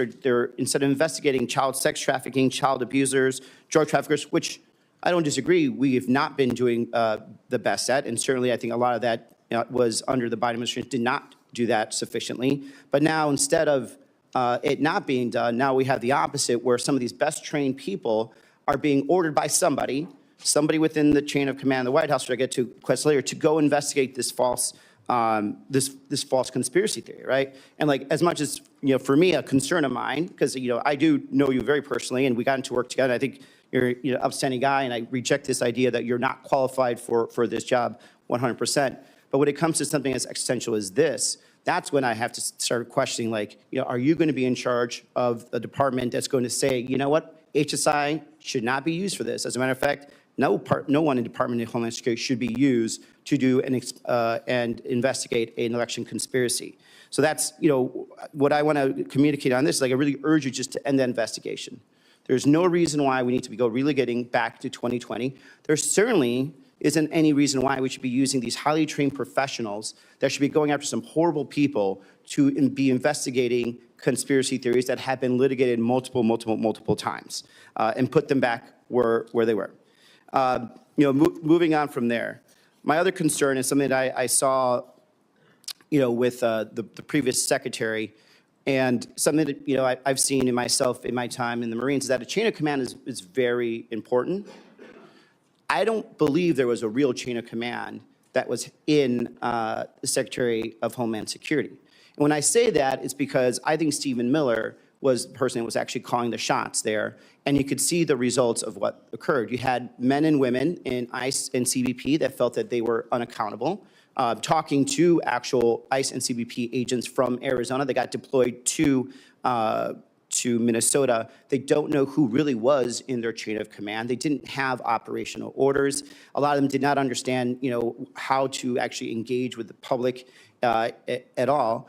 And when there was a point of who is responsible for making decisions, they could not figure out if it was Miller or if it was Secretary Noem and her deputies.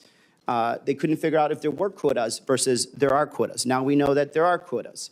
This is the problem. It's like, I want to make sure that if you're there, you're in charge and not Stephen Miller. Sir, the President has nominated me to be Secretary of Homeland, and I'll take full responsibility for that. Chain of command is important. I believe in empowering people to make decisions, but I will still be talking to the President on a regular basis, and any policy that is within my realm of authority that you guys give us. If the President wants us to look at it, we'll look at it, because I serve at his discretion. Yeah. One thing I don't know if it's been mentioned here, you probably would be the only second Native American in the history of the country to be a cabinet member, which I appreciate. And that I also do a lot of work with our Native American communities, the 22 federally recognized tribes in Arizona. And the one concern I also have is that when it comes to building some of these installations on the border, there has been very, very little to no tribal consultation, especially with some of our border tribes, the Totowa Nation, where we are building walls in areas that doesn't have much like ESL. So I have problems with English once in a while too. There's a border wall that is going through tribal land that is in very sacred land that is not crossed and used significantly by human smugglers. It's important that DHS actually speak to these communities. They actually have programs that they do where they actually are working with DHS and local law enforcement to stop illegal smuggling, called Shadow Wolf program that DHS supports. But this last administration in DHS did not talk to them whatsoever. Did not talk about, did not even give the vague idea of tribal consultation, and now they're just building into some areas that has, unfortunately, some burials of some of their the people from their tribe. And so I think it's important that we reestablish tribal sovereignty, and I hope because of your background you'll understand and appreciate that.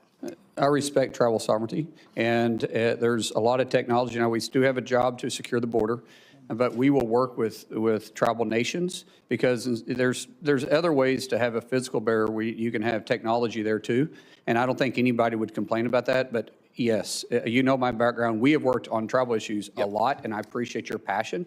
And I have a lot of good friends in Arizona with tribes that that we've been on have good relationships with. And these tribal nations would absolutely work with you as long as they felt that there was the respect and also respect for the land, because we have a history of that.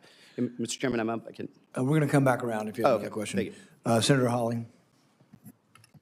Thank you, Mr. Chairman. Senator Mullin, welcome to the committee. I see you have some supporters with you today. Chairman Smith, good to see you. My friend Sean O'Brien is here. I want the record to reflect that my money was always on O'Brien. I just want that noted. I want it noted for the record. Senator Mullin, let me ask you this. In your own words, could you tell us just in capsule form, what is it that DHS, what's the mission of DHS as you understand it, as you would put it, as you would explain it? Quite simply, it's simple: to protect the homeland. Very good. To protect the homeland. Okay, let me ask you this. 10 days ago, there was a shooting at Old Dominion University that left one person dead, 2 people critically injured. The gunman had potential terrorist ties. Is this a good time for the Department of Homeland Security to be shut down and unfunded? It's the worst time, and keep in mind, we just came up a 43-day shutdown, and this is the 3rd time in a year, and it's devastating to the morale of the men and women we have tasked to take care of all of us, all the homeland, regardless if it's a blue state or it's a red state. We have to look at it all the same, and they had that mission mindset, but they don't have the pay to follow it up. A few days before that, 2 individuals attempted to detonate bombs in New York City in a way that would cause mass civilian casualties. Both of those individuals have potential terrorist connections. In light of that, is it a good time for DHS to be shut down? Sir, I think with the current conditions, this is the worst time we could possibly do it. A few days before that, in Austin, Texas, 3 people were fatally shot outside of a bar there when a gunman opened fire in the early hours of a Sunday morning. That gunman also had potential terrorist ties, and yet DHS is shut down. Just a week ago, a gunman loaded his truck with incendiary devices and rammed it into the Temple Israel Synagogue outside Detroit, Michigan. As I'm sure you know, 40 law enforcement officers, 40, had to get emergency medical attention. It's a miracle. By the grace of God, nobody was killed except for the gunman. But 40 individuals had to get medical attention, and yet DHS is still shut down. Let me just ask you this. Law enforcement dangers. I think I've got a poster that'll go up behind me here. In the last year alone, we have seen an 8,000% increase in death threats to law enforcement, a 1,300% increase in assaults, a 124% increase in vehicular attacks using a vehicle, against a CBP law enforcement. Now, in light of this, is it a good time for DHS to be shut down? Sir, it's a horrible time. Let's talk about children. Let's talk about the dangers to children. The National Center for Missing and Exploited Children estimates that there are 20.5 million reports of suspected online and child exploitation. That includes almost 20 million reports of child pornography, 546,300 reports of online enticement of children for sexual acts, and 27,000 reports of child sex trafficking. Is it a good time for DHS to be shut down? No, sir. Let me ask you if you've seen this poster that I'm about to put behind me. Have you ever seen this before, Senator? I don't believe so. There's no reason you should have. I was introduced to this material by Tim Tebow, the Heisman Trophy winner, who now spends a lot of his time trying to help work with child victims of sex abuse. This poster reflects every individual IP address in the United States in about a 1-month period that was sharing, distributing, posting, or trading child sex abuse material or child pornography of some form. You want to guess how many points there are on that map? It makes me sick. I have no idea. 338,000. That's just a 1-month period. Now, can you see any blue dots on that map, Senator Mullin? Yes, sir. Yeah, there's very, you got better eyes than I do. I mean, there's like very few of them. I'd be surprised if anybody in the audience could see them. The blue dots are the number of investigations that are open. Look at the red dots, 338,000. Look at the blue dots, you can hardly see them. Why would that be? Because in the best of times, the Department of Homeland Security has only 10 HSI agents who are fully dedicated to doing this. It's all Congress has given you, 10. Right now, none of those are funded. Is this a good time for the Department of Homeland Security to be shut down? I think any parent can look at that and it makes you sick, especially with teenage daughters like myself. That's scary. We have to focus on this. It's very scary. That's exactly right. I'm glad to hear you say that. The Biden administration and your predecessor in this role, Alejandro Mayorkas, lost track of 450,000 children who were trafficked across our border over a 4-year period. 450,000 children. It's the biggest child trafficking ring that was set up under the last administration in the history of this country. The president has been doing a tremendous job. They found in the last year over 145,000 of them. That leaves almost 300,000 who are still missing. And yet, the Department of Homeland Security is unfunded and shut down. Let me just ask you again, does it seem like a good time for that? No, sir. Let's talk a little bit about the challenges that are being faced by people across the country who are facing natural disasters, as we have in my home state of Missouri. We had major tornadoes rip through Missouri last spring, all across the state, particularly concentrated in the eastern part of the state, the St. Louis area, southeast Missouri. We have thousands of people who are without power, who lost their homes, many who were injured. We have had much disaster aid approved by FEMA, but we're still waiting for some of that aid to get to us. And now FEMA is shut down. So I've got thousands of people in Missouri who are awaiting the aid that the president has approved, by the way, and that FEMA has approved, but that's in the process of coming to the state. I've got probably hundreds of people who are not able to go back to their homes and who are applying for individual assistance that hasn't yet been processed by FEMA. And now they're being told, well, sorry, there's nothing we can do because FEMA's shut down. Does this seem like a good time for DHS and FEMA to be shut down? No, sir. In any airport in the country right now, if you go and look, you will find hours, backups of 4 and 5 hours. You'll find TSA agents. You alluded to this earlier, Senator. Over 10% of TSA agents now are not able to come to the job. Why? Because they make on average $45,000 a year. They can't afford their rent. They can't afford to buy groceries for their kids. They've missed now 2 paychecks. This is endangering the security of our flyers. It's endangering the security of our airports. This is a terrible time for DHS to be shut down. Here's my point. Whether we're talking about children who are missing, whether we're talking about the situation against our law enforcement officers, whether we're talking about the dangers to the homeland, we are involved in a major conflict overseas. This nation's homeland needs to be secured, and yet my friends across the aisle have shut down the Department of Homeland Security. They have defunded every agency we just talked about, and I just want to ask them, how long is it going to take?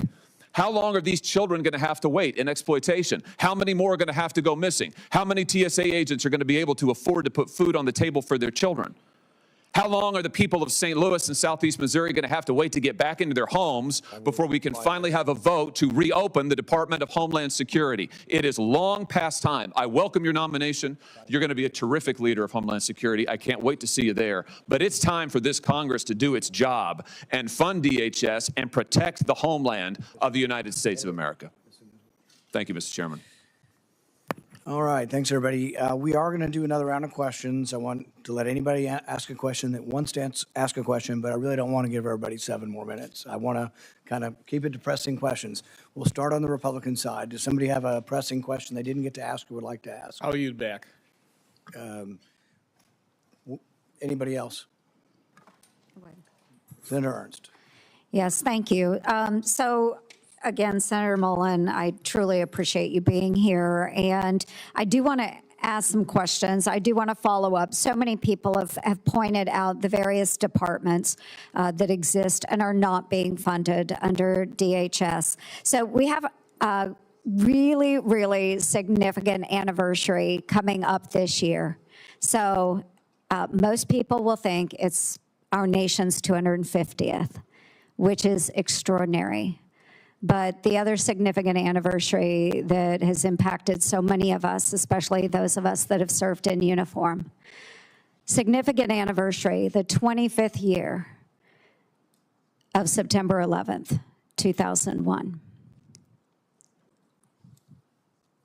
So right now, we are currently in our 32nd day of the Department of Homeland Security being shut down.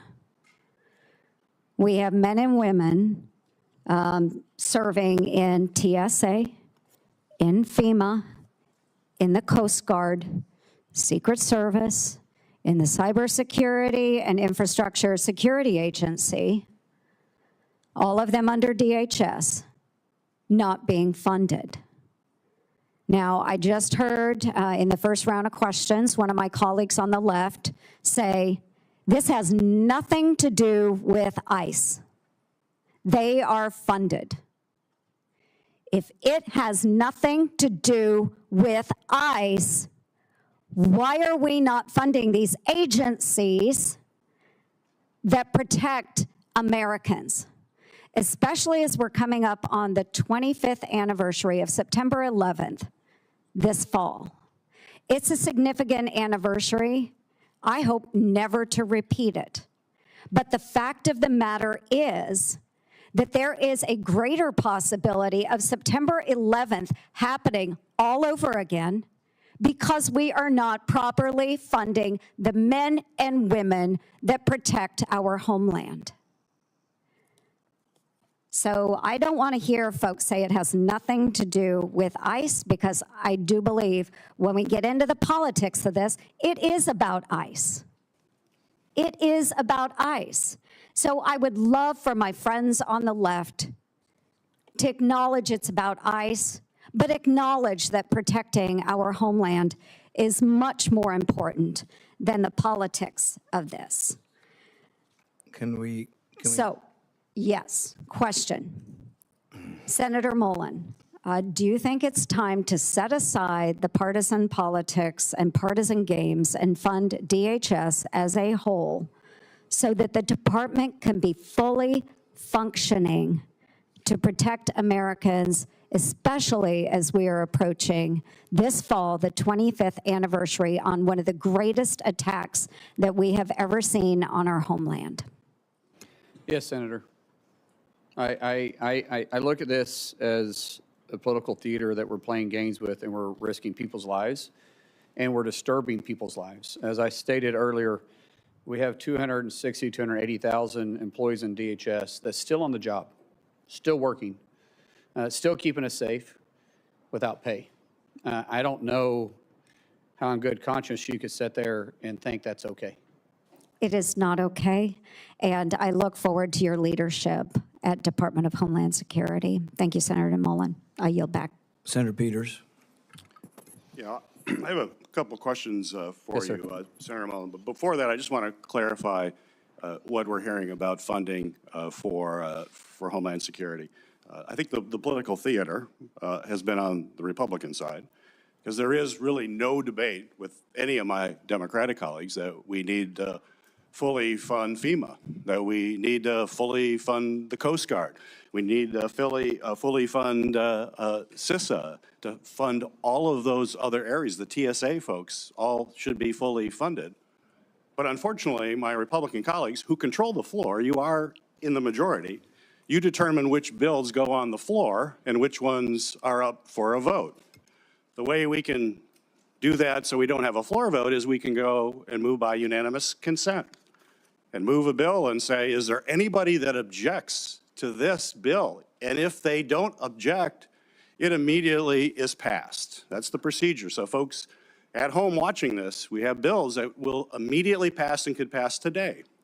We have put on the floor bills to fully fund TSA, and my Republican colleagues have objected.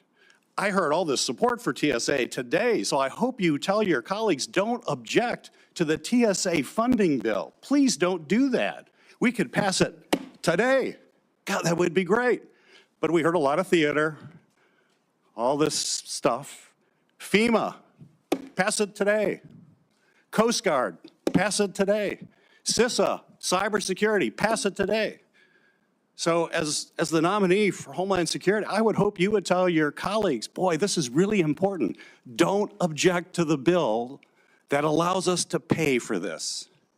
Now, granted, the CBP and ICE are not in there because we are around negotiating about making sure that there are guardrails in place so that local or that federal agents have to abide by the same rules as local police.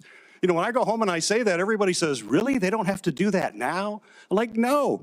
But Republicans are going to hold TSA hostage. They're going to hold Coast Guard hostage. They're going to hold FEMA, CISA. They're going to hold it all hostage because they don't want to give any ground on making sure we just have common sense guidelines. We have a solution for that. Pass the bills for all of these other agencies. Pass them. They can happen today. We've tried for the last 2 weeks, and my Republican colleagues object. Don't object anymore. And then let's focus on trying to come together.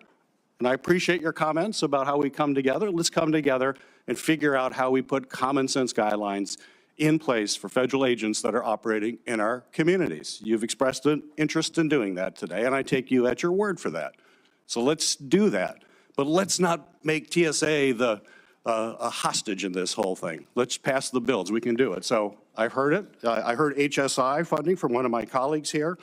I want to be clear, HSI is funded because both CBP and ICE are fully funded because of the big bill that passed last year. So that funding isn't even in jeopardy. What's in jeopardy, we can fix today. All the things that are not being funded, we can fund today. And every single Democrat is for it. There's only one Republican. It only takes one Republican to object, and apparently that keeps happening. I'd talk to that one Republican and say, stop objecting to this. If you truly all believe in that, stop objecting to it. HSI is getting money now because of the big bill. But what's the problem with HSI? And I agree with my colleague with child exploitation. I'm going to be at the top of the list when it comes to making sure we're doing as much as we can to stop that. But unfortunately, this administration has actually transferred all those HSI people to immigration enforcement. They're not even doing what they were supposed to be doing. So I would hope if you are confirmed, you will bring those folks back to their role that my colleague says is so important, which I agree with. But why did the administration send them off to immigration work then? Apparently, the administration doesn't think it's as important as my colleague. And I just want to wrap up here. Questions that we had related to your bio. And the biography is important. And it's important that we fully understand how you're presenting yourself. And if there are any ambiguities, we want to work that out. On March 11th, I sent you a letter asking for information about any activity related to any special assignment, which you talked about here today, that you have been involved in. There was no exception for official travel or any of that. We just asked any of these special assignments that you have talked about. You responded to the committee in that letter by saying my voluntary work included special assignments outside of DOD, was that I offered support and mentorship from a Christian perspective to both Afghans that supported our efforts and other personnel that served in war zones. You stated your special assignments occurred intermittently between 2006 and 11. My letter did not exclude official travel, and it also gave you explicit instructions in that letter for providing classified information, how we could do that, and do it in a way that protects that classified information. You didn't provide any of that. And today is the first time that I'm hearing about your classified activities from 2015 to 16. Quite frankly, as we've had these conversations, you have not been forthcoming with me or this committee. The story always seems to evolve, to kind of change. And as you know, candor, honesty, transparency are absolutely critical, particularly at this time to try to build trust as the Secretary of Homeland Security. So we have to clear this up. We feel pretty strongly we have to understand exactly what this is, especially with all your public comments that have raised a lot of questions. We've checked. The SCIF is available. We're going to go in the, we would love to have you come to the SCIF and tell us exactly what you're talking about. I think that'll put my colleagues' mind at peace. Would you be willing to go to the SCIF this afternoon and tell us the classified activities you're talking about? Sir, I think this committee made it very clear with the paperwork they gave me that I do not have to disclose my my official travel. That was part of the documents. And it went over 2 or 3 times. I complied with exactly what the committee said. And there is no statement for, or no area for mission work and mentorship. That was a volunteer basis that I did on my own time. And it was very specific over and over again that you don't have to claim official travel. We want to know what this supposed classified work was. We have real questions about it. I asked the FBI yesterday, I said, and if someone had appeared in any classified document, any document, would that be in this report? And they said, yes. I said, well, I don't see anything for Senator Mullin. Why is that? They said nothing showed up. We queried the Department of State, the Department of Defense, other intel folks. So you're in no classified document that the federal government has, according to the FBI, and yet you're telling me you did all this classified work. I don't understand how that recognizes. Sir, I didn't say all. I was very clear with what I said. I get what you're trying to get to here, and that's fine. But I complied with everything the document said, and it was official travel, and it was a classified trip. Well, let me just chime in on this. I've agreed. This is the fastest hearing anyone's ever had. This will be the fastest vote anyone's ever had. And that's despite my qualms and problems with your nomination. And I'm willing to do that. But when the FBI came to my office, I asked them if you had done any kind of work for the CIA, the DOD, or any other. I haven't. Let me finish. Any of these kind of agencies or any kind of classified work. And they said the way it works is you would have a separate folder if you'd been involved in classified missions somewhere, and we would get to see the folder, and then we wouldn't talk about it. We would look at it privately, and we would know what you're referring to. So it's confusing to us because there may have been some papers that said your official trips were excluded. I don't know which ones were and weren't, but you've now mentioned today that you have activities you've done. And so I think it would be easy, and I'm still willing to have the vote tomorrow, but I can cancel the vote tomorrow. I'm still willing to have the vote, get this done, and get it over with. But I think that just to make clear, and it doesn't sound like it's a secret you're too concerned about divulging, if you would to spend an hour and go to the SCIF or 30 minutes and just tell both the ranking member and the other, and it would be private and it won't be revealed, I think it would get this over with and we wouldn't have a complaint about going ahead with the vote tomorrow. I have no issue with that if you guys get cleared on it, because way my understanding was there was only 4 people right in it, and it was a special program inside the House. Just like I wasn't on Intel at the time, I'm not saying I was, but I have no issue with that at all. I would welcome being brought up. It's very unique, and it was That fun. would be on you. We're not going to try to figure out who the 4 people are and whether we can have approval to it. And I don't but if you're doing something choose- that important, Yes. Really it probably ought to be revealed and discussed in a classified manner. Senator, or Chairman, it's not on me to. I don't have the authority to do that. This is why I said I was very clear. Sorry that I never talked specific dates or locations on this, and so I have zero issue with talking about it. But do it this afternoon. I don't have clearance to talk about this afternoon. I don't. It's So not this me is to release. This is a to release it. legislative program. This is a program that Congress assigned you to? Yes, this was within my official duties. Who assigned it to you? Sir, that's not for me to talk to you about on this. I'm sorry. This isn't a classified setting. I'm sorry. I'm not trying to be ugly. You know how classified situations work. Which classified agency? Which information. agency classified it? It wasn't an agency. It was done here, well, in the House on the time. The House classified it. I'm assuming. I wasn't on Intel. We're just not really aware of how the House classifies things.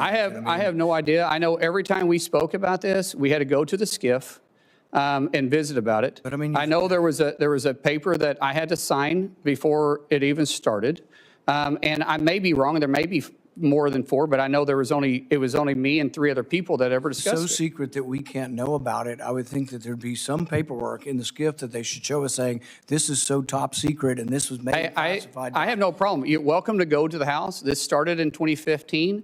It ended in little late in 2016. I have nothing to hide on this. This is too easy. I would really enjoy sitting there and having a conversation with you because I don't want you to have a question my character on this. So that's very simple for me, but I can't make that authorization. You guys know that.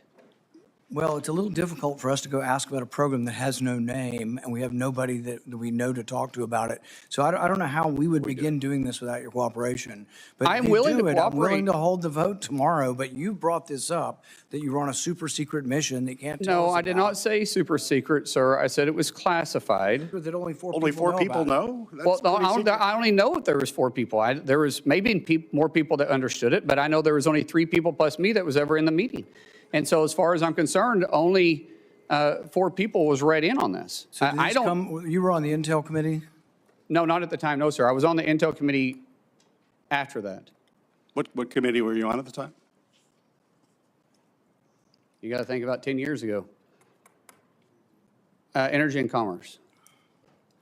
So it was an energy and commerce top secret effort. Senator, I'm just I asking. know what I'm getting upset about a little bit here is that your tone that you're saying that in a condescending way. I did what I was asked to do. I'm trying to find out who we would talk to.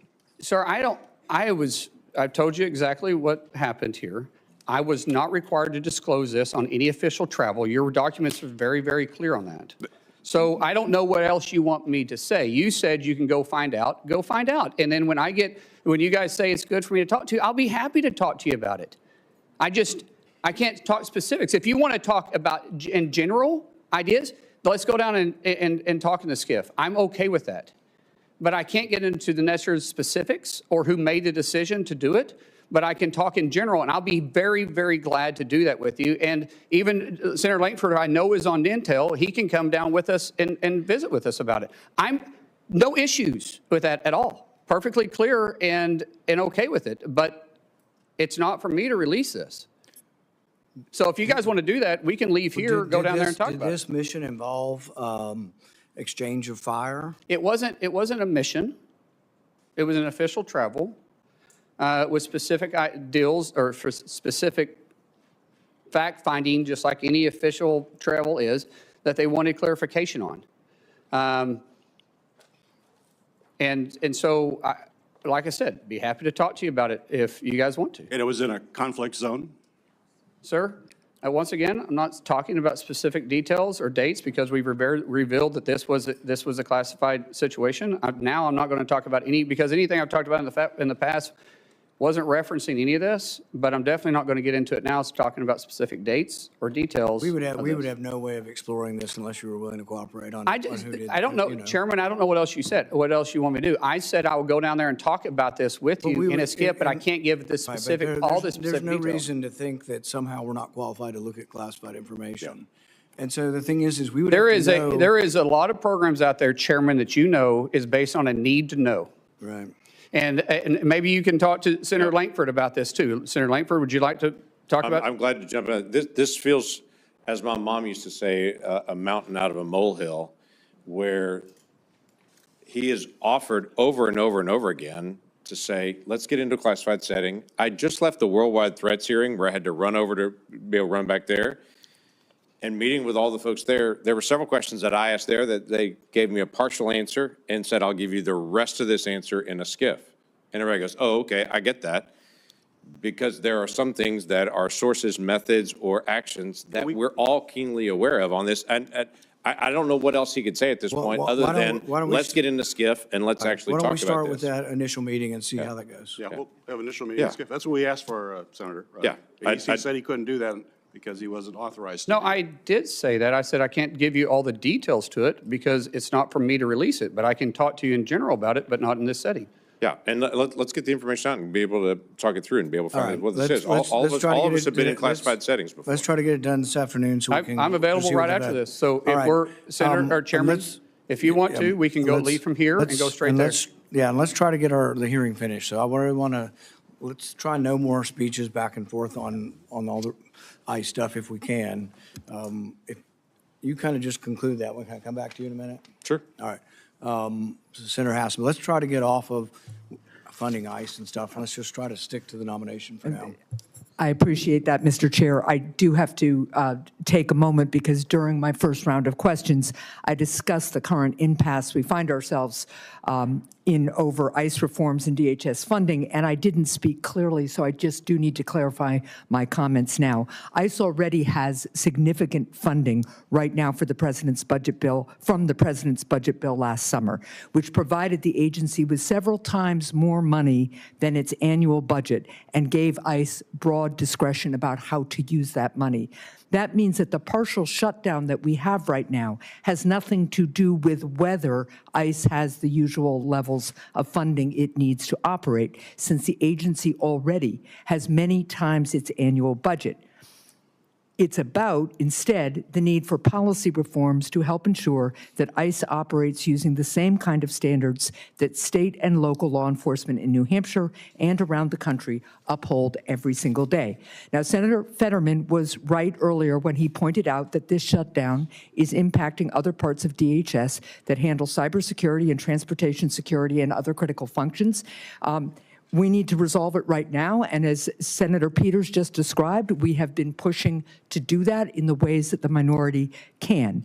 We need to reach agreement on ICE policy reforms or by funding the rest of the department while we continue to negotiate on those reforms, something I strongly support, but unfortunately Republicans have blocked. The reforms to ICE are critical.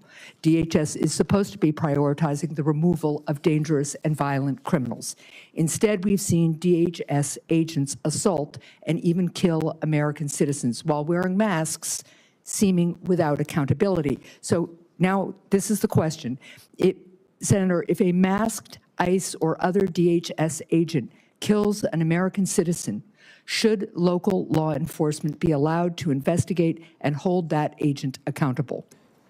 Unfortunately, local law enforcement isn't supposed to be investigating federal. That's what DOJ and FBI is for. Now, we will communicate with local law enforcement, but that's not their job. FBI, it's just same thing if in most municipalities, if there's a fatality shooting, there's another agency that oversees them. And in this case, it'd be the FBI who is set up inside the DOJ to investigate those.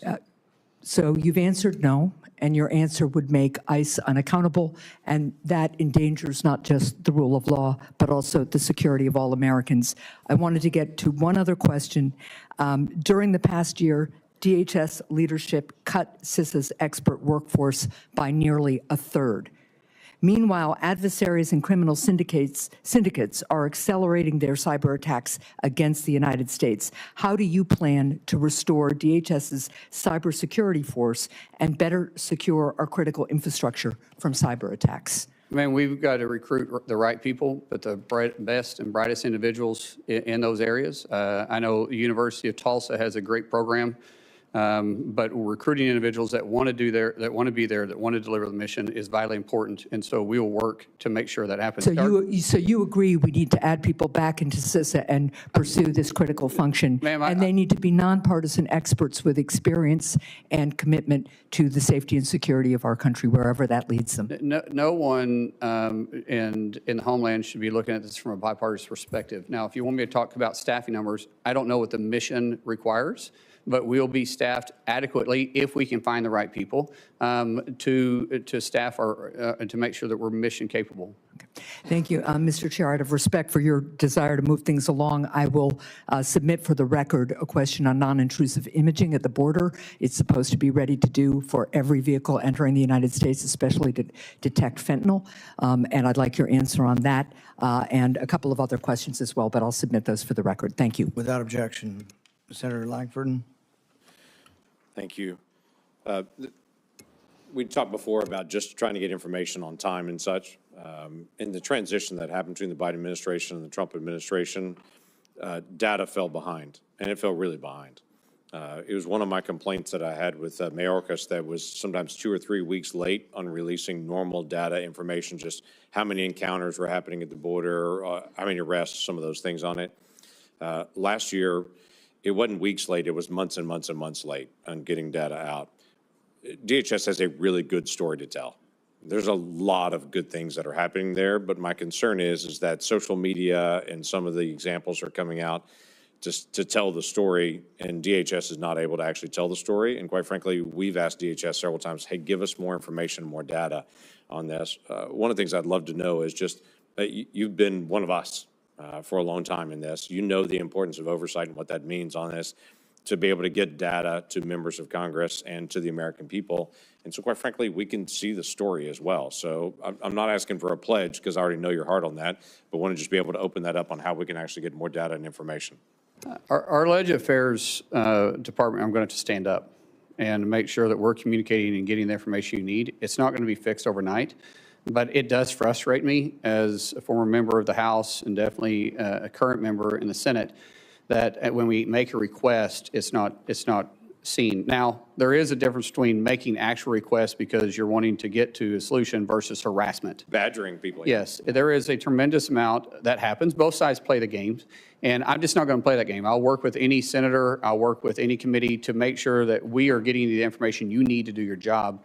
But just for harassment purposes, don't, please, I ask you, if you want me to do my job and do it right and be transparent with you, don't play games with me either, because, and if you have real concerns, like I said, everybody on this committee And really for our colleagues, for that matter, have my personal cell phone. That number, I have no intentions of changing it unless somebody leaks it. Yeah, hopefully that wouldn't occur on it. One other quick question on this. Ali Mayorkas, when he sat at that desk before, he and I had a lot of conversations about what they called, was labeled the special interest aliens. These are folks that come from known areas of terrorism, but we didn't have any information on them specifically, and so the Biden administration just let them in. They may say, well, we know somebody in your family as acts of terrorism, but it's not you, so they just labeled them special interest aliens and released them into the country. That we know of about 70,000 of those individuals. The Trump administration in the last year and a couple of months has picked up 50,000 of those. That's part of this enforcement that's out there to be able to identify folks that I've been ringing the bell on over and over and over again, saying, why are we letting people in that we literally say, yeah, they could be a terrorist, they could not be a terrorist, we don't know. Somebody in their family is, but we don't know them if they are on it. So they were just released into the country on that and given that label. In fact, I was told, we'll keep watching them, but when I went to the FBI and asked them directly, they were like, there's no way we can track 70,000 people. So there's been a lot of good work to be able to try to identify where those people went, who they're associating with here in the United States on it, and then removing them from the United States. There's still about 20,000 left.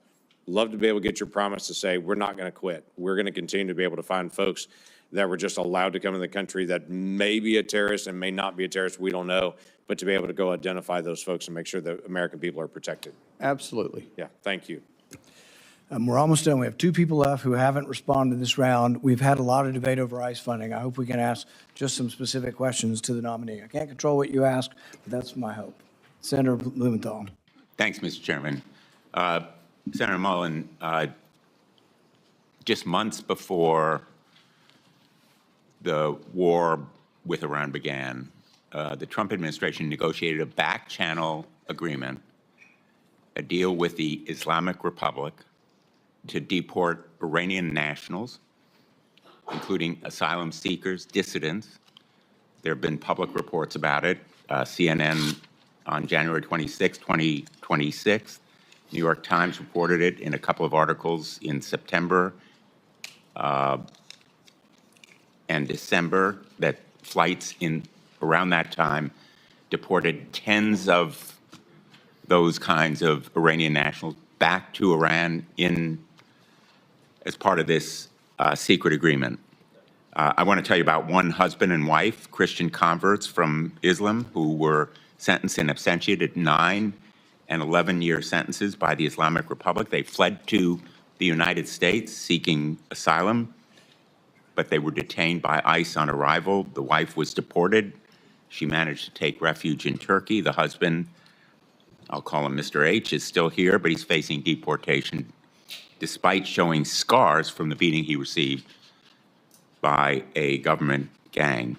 I have both of their declarations. I'd like them to be entered in the record. There are Iranian-American organizations like the Iranian-American Legal Defense Fund that have further information. I have no doubt that you share my outrage about the treatment of this couple and other Iranian nationals who were deported possibly to torture and death in Iran. Will you agree with me and commit that we should stop deporting such people?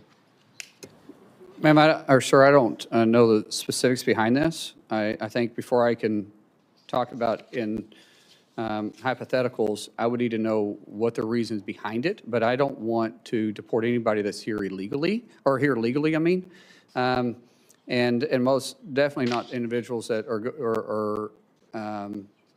have done everything possible to be a contributor to society. But in these specific cases, I don't know. I'm not familiar with them.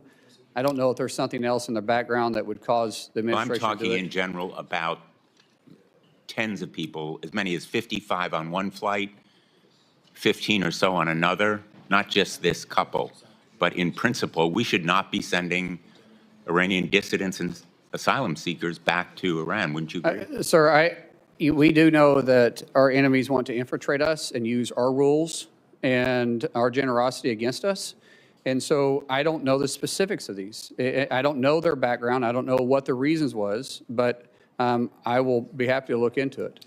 Let me ask you about another topic. I'm glad that you've committed that there will not be the kind of review that Secretary Noem imposed on contracts above a certain amount uniformly by your office. But I'd like your commitment that you will help us investigate another abuse of authority.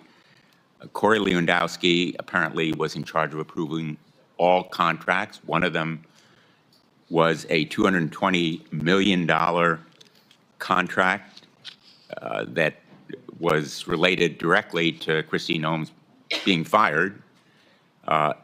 They bypassed procurement rules to award that contract to a shell company that was created days before to benefit a Republican consulting firm with close ties to Secretary Noem and Mr. Lewandowski. Will you commit to cooperating with our investigation, the Permanent Subcommittee on Investigation, making documents and personnel available to congressional and other investigations into those contracts awarded by Secretary Noem and Mr. Lewandowski? Senator, I've heard these same reports. I know the IG, Joseph, I don't know him personally. That's why I say Joseph. Some people call him Joe. Is open investigations. We will cooperate with him. And provide all the documents and records that are I'll leave necessary that for to the committee to Inspector do General. its work. That's what I'm asking.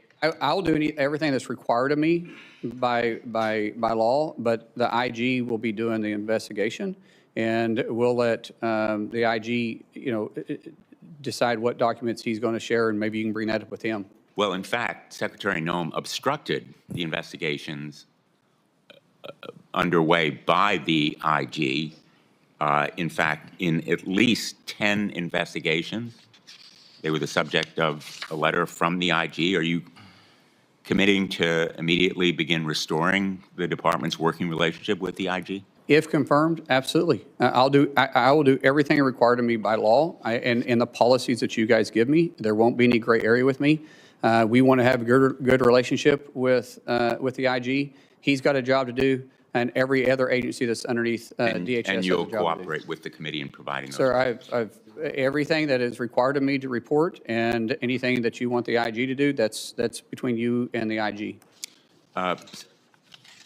Senator Mullins, I don't think I need to tell you that the American people have been appalled and angered by what they've seen in the excessive use of force. We've had hearings before the Permanent Subcommittee on Investigation that have shown Aliyah Rahman, a woman suffering from traumatic brain injury, yanked from her car in Minneapolis, dragged by her arms, leading both of her shoulders to be torn. Javier Ramirez, a father of 4 from California, detained for 4 days and refused medical treatment for his diabetes. We documented these abuses in a report that we issued and in hearings that we conducted. One of them was Marimar Martinez, who was on her way to donate clothing at a local church when she came across agents in an unmarked car. Agents sideswiped her car. 3 masked agents in camouflage stormed out, and one of them pulled out his gun and fired at her moving vehicle, hitting her 5 times. And the agent then bragged about it. He bragged about it in a text. He said, I have an MOF, I won't detail it. I fired 5 rounds and she had 7 holes. Put that in your book, boys. Shouldn't we be disgusted by an agent that fires at a U.S. citizen, no criminal record? She was charged. Senator Blumenthal. The charges were dismissed. Wouldn't you agree with me that that agent should not be carrying a firearm? I'm not familiar with the investigation, sir, and I don't know if the investigation is completed. As Secretary, I'm sure I'll be briefed on this. All right, time's expired. I know these are important issues, but we just have to move on. We're going to finish up with Senator Kim, then we're going to make a statement that hopefully can be agreeable for a meeting later. Senator Kim. I'll be concise here, Chairman. Senator, there's just a couple last things here. A couple weeks ago, we had a hearing here, and I was engaged with the head of USCIS, and I raised an issue that happened in San Diego of spouses of military members and veterans. They were going in to get interviewed for a green card and were arrested upon their arrival. I just wanted to get your reaction to that. Is that the kind of behavior you think is acceptable?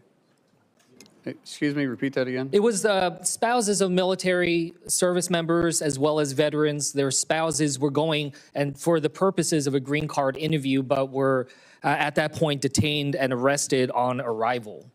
I haven't heard about this. I've heard of different reports, Senator, and if people are going through the process and trying to obtain it legally, because we do have naturalization ceremonies Monday through Friday in this country, everywhere. We're going to continue working with those individuals. I don't know the circumstances. I don't know. I'll pass you the details, but it's something that we can talk through. But just in general here, I guess what I'm just trying to get a sense from you is what do you think is appropriate in terms of ICE agents being able to operate? For instance, do you think it is okay for them to operate and arrest people at hospitals?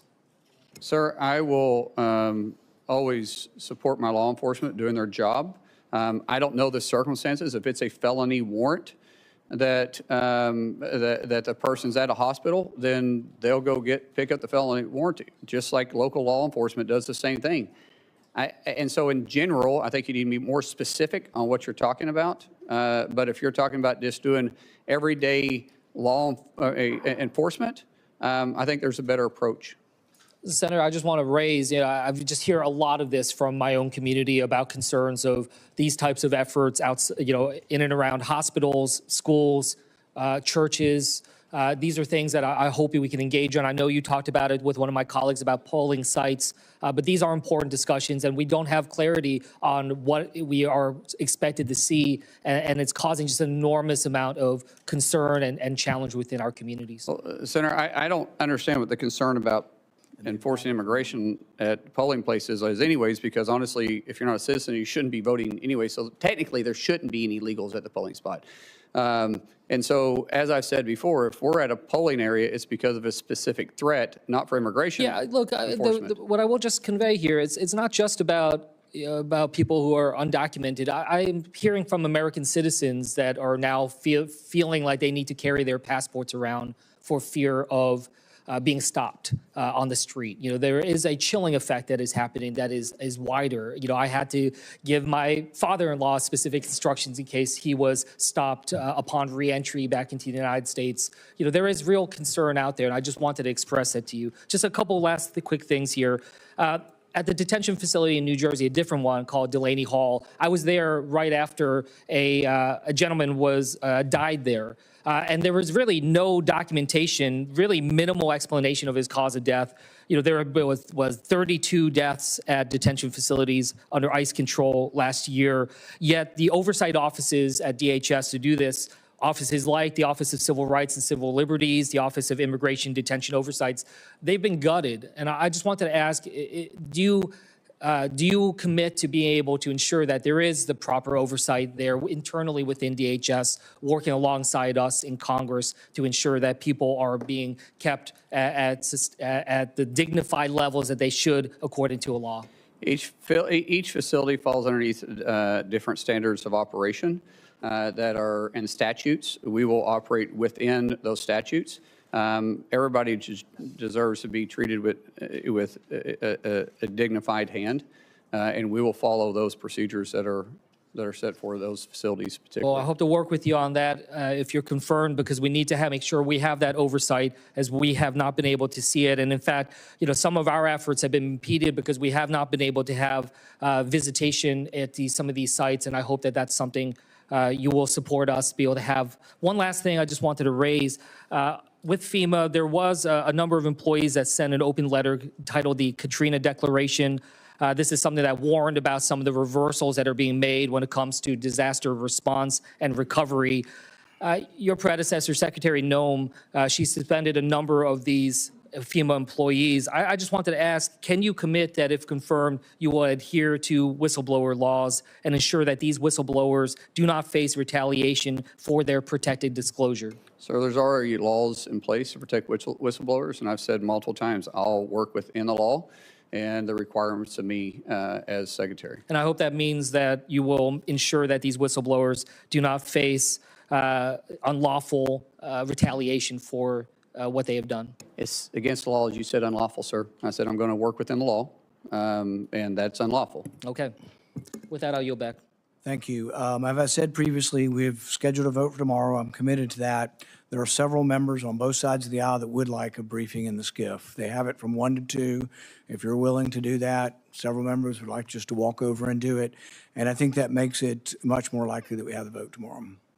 Sir, I would prefer to have the ranking member, yourself, James, and if you want to bring another Democrat member that's on. It's all or none. It's all the members need to be able to hear it directly. The problem up here is too many things are siloed, and it just looks like resistance that you don't want everything to come out. It'd be much more forthcoming if you let any member of the committee and classified staff into it.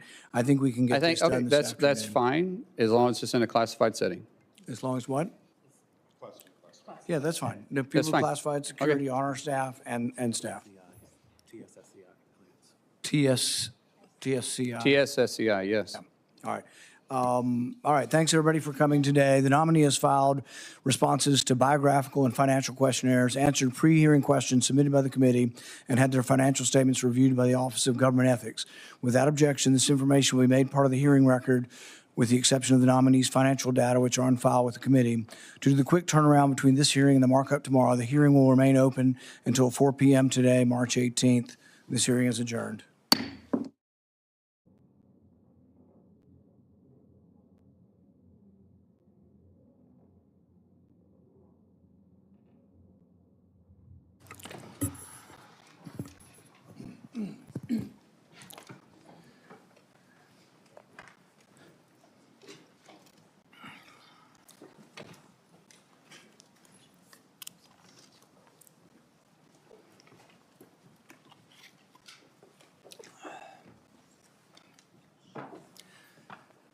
Good morning, everyone. I entered the Senate the same year that Representative Gabby Giffords was shot. I knew then that the state of political rhetoric was encouraging violence. I think it's imperative now, more than ever, that the leaders in our country disavow violence and lead by example. Through the years, I've personally been exposed multiple times to political violence. I was in the right field batting cage when the crazed shooter unleashed nearly 200 shots at our congressional baseball practice. I'll never forget Steve Scalise valiantly trying to drag his body away as the gunman continued. Later that year, a Trump-hating felon attacked me from behind in my yard. I was just straightening up from picking up a tree limb. I was wearing noise cancellation headphones, never saw him coming, running pell-mell down the hill. I was struck in the back.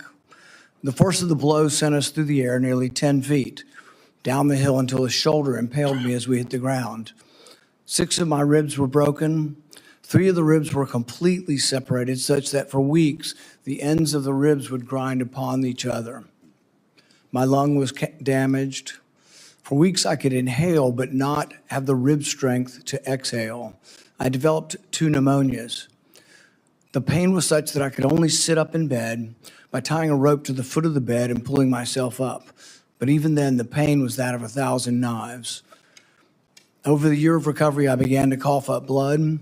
I underwent removal of part of my lung. Complications led to an infection in the space between my lung and chest wall. I spent a week in the hospital having the infection lavaged every 6 hours through a chest tube. Recently, Senator Mullin, if you have time to listen, you were confronted by constituents that were angry because you voted against my amendment to stop all funding for refugee welfare programs. Instead of explaining your vote to continue these welfare programs for refugees, you decided to transfer the blame. You told the media that I was a freaking snake and that you completely understood why I had been assaulted. I was shocked that you would justify and celebrate this violent assault that caused me so much pain and my family so much pain. I just wonder if someone who applauds violence against their political opponents is the right person to lead an agency that has struggled to accept limits to the proper use of force. You might argue you were mad and upset about being confronted by your constituents. But Senator Mullin, your constituents are justifiably upset with you. By now, most of America knows that the Somali welfare fraud in Minnesota stole over $9 billion. But instead of defending your vote, you took to continue the vote to continue these refugee welfare programs. You chose to lash out at me. You went on to brag that you'd already told me to my face that you completely understood and approved of the assault. Well, that's a lie. You got a chance today. You can either continue to lie or you can correct the record. You have never had the courage to look me in the eye and tell me that the assault was justified. So today you'll have your chance.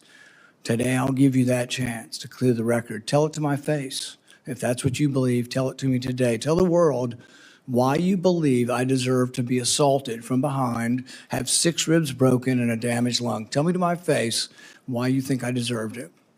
And while you're at it, explain to the American public why they should trust a man with anger issues to set the proper example for ICE and Border Patrol agents.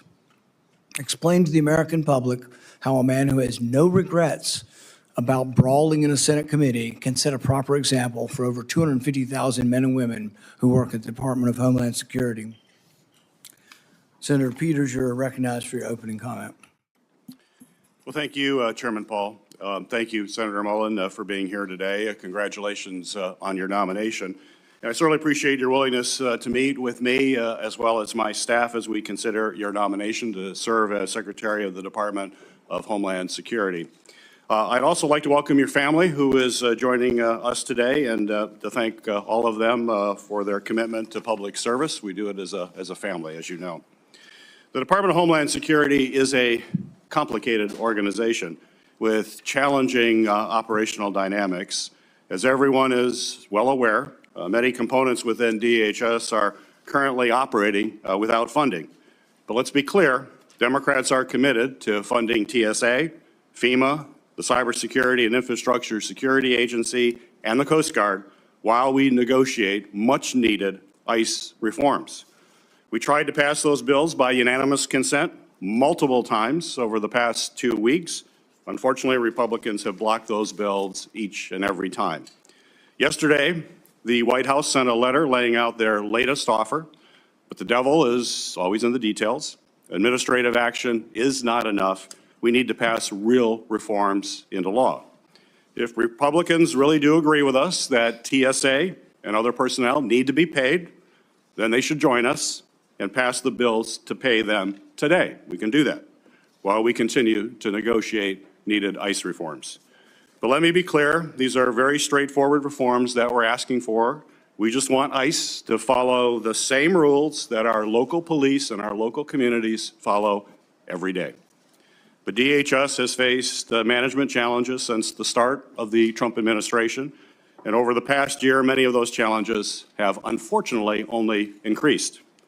As soon as President Trump was sworn in, he made deep cuts to counterterrorism offices and programs, forced out or reassigned key personnel, and redirected the focus of limited remaining counterterrorism resources away from the serious threats that we face and towards targeting the president's perceived political enemies.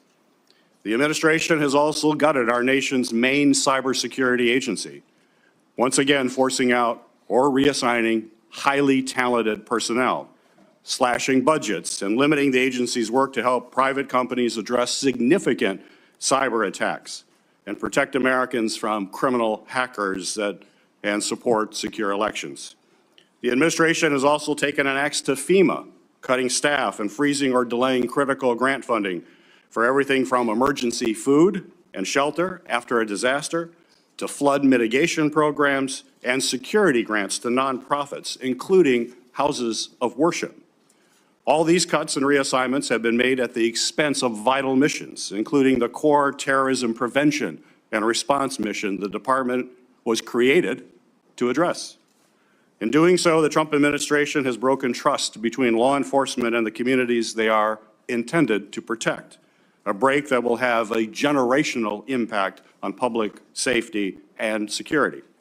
And now, after President Trump's reckless war of choice against Iran, the threats to our nation have never been higher. In my home state of Michigan, just last week, we saw both a major medical device manufacturer get hacked by an Iranian-backed group and a horrific violent attack on Temple Israel, a Metro Detroit area synagogue.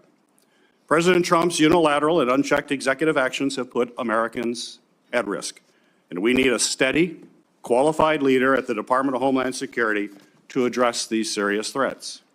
How the Homeland Security Secretary responds to a crisis sends signals to everyone, from the department's own personnel to the American people and to the entire world. It's not the role of the Secretary to be a cable news commentator in the wake of a crisis. The Secretary's role is to lead the response and work to ensure the department that they are leading isn't actually the cause of the crisis. A Secretary who jumps to conclusions without the facts, as we saw in the case of Renee Good and Alex Preddy's killings, only worsens the situation and actually makes us less safe. This is a role where temperament matters, where judgment matters, and where experience matters.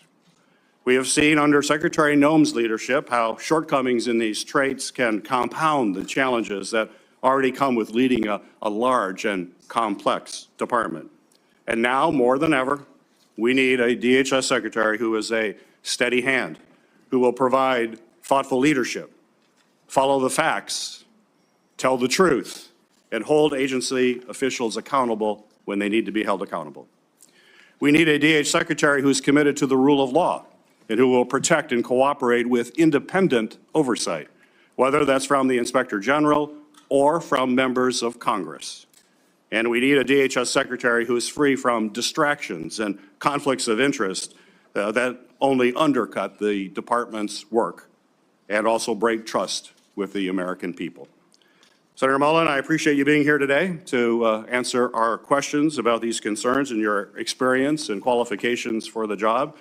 And while I'm interested in hearing more about your vision for leading the department, I do have reservations about your readiness to take on such a significant role at such a critical time. I hope you will provide us with the substantive answers today and a candid recognition of where this administration has fallen short on safeguarding our homeland security as you seek to lead the department as our nation faces ongoing security threats and war with Iran. Senator Mullin is to be introduced today by Senator Lankford. Senator Lankford, you are recognized for your introduction of our witness. Paul, thank you. Markwayne, I'm proud that you're here. I get the honor of getting a chance to be able to recognize and introduce my friend, Markwayne Mullin, my fellow senator from the state of Oklahoma, and somebody that I've seen work incredibly hard to be ready for every single task you've ever taken on, and to be able to not only do it, but do it well. There are a lot of folks that think they know you. I actually get to know you, and I have had the opportunity to be able to serve beside you for now over a decade and have seen your tenacity and your work effort. Folks may not know that the first time we really got to know each other, ironically enough, was around a natural disaster, a FEMA event. It was Briarwood Elementary in 2013 when a tornado came right through the heart of Oklahoma. You had literally just been elected a few weeks before that and had just taken the oath of office. The Oklahoma delegation all gathered together at the very tragic event there at Briarwood Elementary. And while we were meeting with the principal and meeting with teachers and families and walking through the debris field that was that elementary school, we turned around to be able to look for Markwayne, and for a minute we couldn't find him because in one of the debris piles there was water shooting out of the middle of it, and his plumber instinct said, I got to go find that and figure out how to solve that. And so while everyone else was shaking hands and meeting people, he was digging through the debris field to find a way to be able to shut off the water that was shooting through the middle of that destroyed elementary school. And I remember smiling and thinking, he's a guy that doesn't mind getting his hands dirty to actually go solve the problem. Where there's a problem he can solve, he's going to do whatever it takes to actually solve it. Markwayne grew up in a very small town in far eastern Oklahoma, ironically named Westville, in the easternmost part of Oklahoma. Just 1,300 people call Westville home.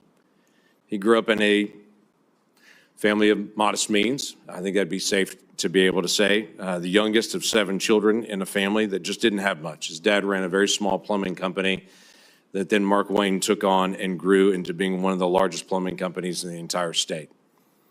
He married his high school sweetheart, one of the smartest things he ever did, at just 20 years old. And he and Kristi have developed a family that is a beautiful family of 3 children they had naturally and 3 children they chose that they adopted and took them in. It is a remarkable family and a remarkable success that you have actually led through a lot of hard work and a lot of love and tenacity. He is a person of faith that is not afraid to be able to talk about his faith in Jesus Christ, but he's also a person who has deep respect for all people. Markwayne has served in Congress for 14 years, 11 years in the House of Representatives, 3 here in the Senate. He's passed legislation that he will now be charged with actually implementing it in the order that was actually passed. He served on the Appropriations Committee here. He's served on Armed Services. He's served on the Help Committee here, and he's done an incredible job in the work that he's done with Indian Affairs. He is somebody who has the rare gift of bringing people together on both sides of the aisle. And the one thing I would say to every single person on this dais, regardless if you're a Republican or Democrat, if you want to sit down and talk about an issue, he's glad to be able to talk about it and to be able to work it out, and has very good relationships in the House and in the Senate.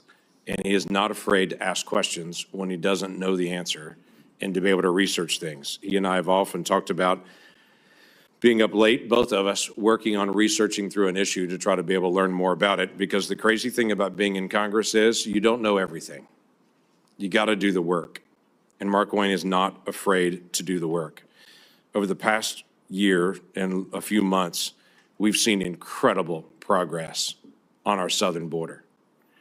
Our southern border 18 months ago, I think we forget what it looked like.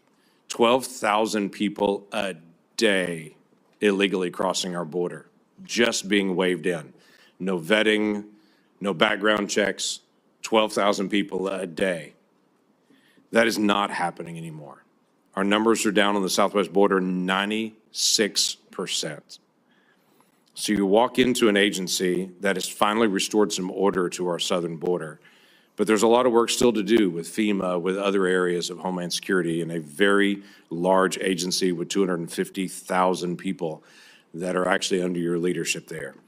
So I'm confident that you'll be able to take those things on. Not only am I confident, the National Border Patrol Council has already sent a letter in strong support here. And Mr. Chairman, I'd like to ask unanimous consent to insert to the record the National Border Patrol Council, their letter of support, leadership of the Cherokee Nation, their strong support, and then my fellow Senator Katie Britt has an opening statement who I'd like to also submit for the record with unanimous consent. Without objection. Thank you. This is a person that actually lives what we affectionately call in Oklahoma the Oklahoma standard. That when hard things actually occur, you step up and you serve your neighbor, and you find ways to be able to help people to do the hard things that have to be done. So Markwayne, I appreciate your leadership. I appreciate your willingness to be able to step up in a season where DHS needs a leader to be able to step into that role and to be able to help our nation in so many different complicated areas, especially at a time when right now we can't even get funding to DHS. We've got to be able to have good, solid leadership there. Thank you, Mr. Chairman. It's the practice of this committee to swear in witnesses. Will the nominee please stand and raise your right hand? Do you swear that the testimony you will give before this committee will be the truth, the whole truth, and nothing but the truth? So help you God.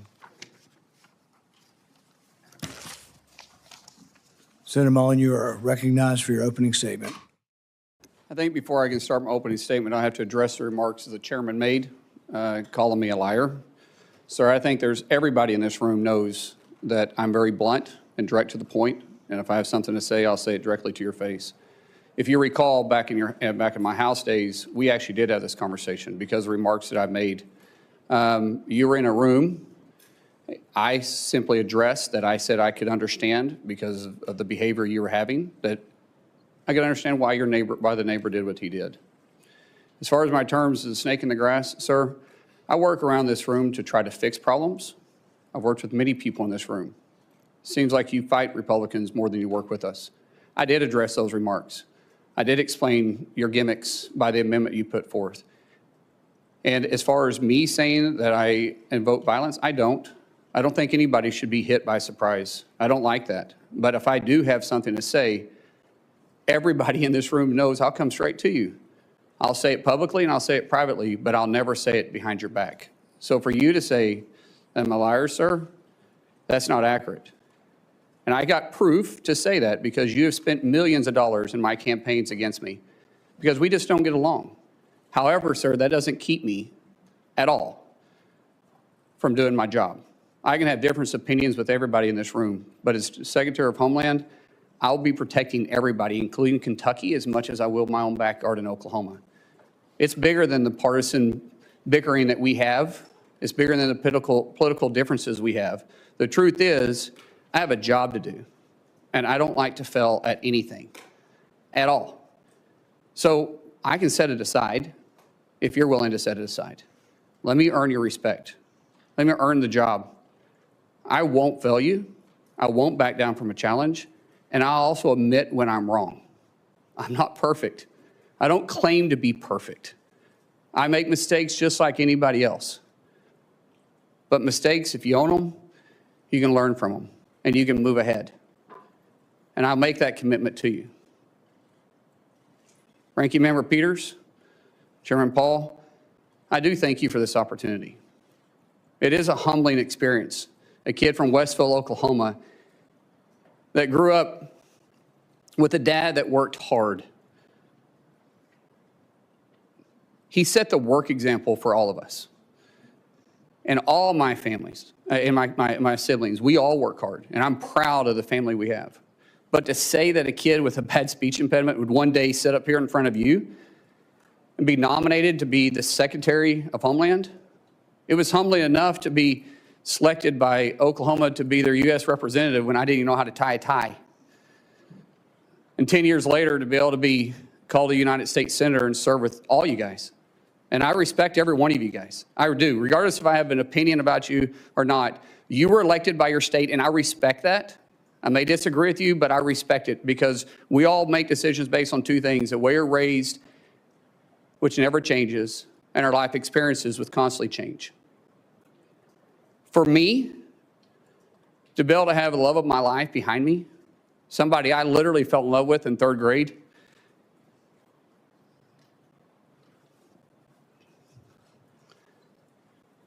I knew I was going to marry her in eighth grade. She didn't know that yet. We had to work through that process. But at 18 years old, and I was 19, she agreed to marry me.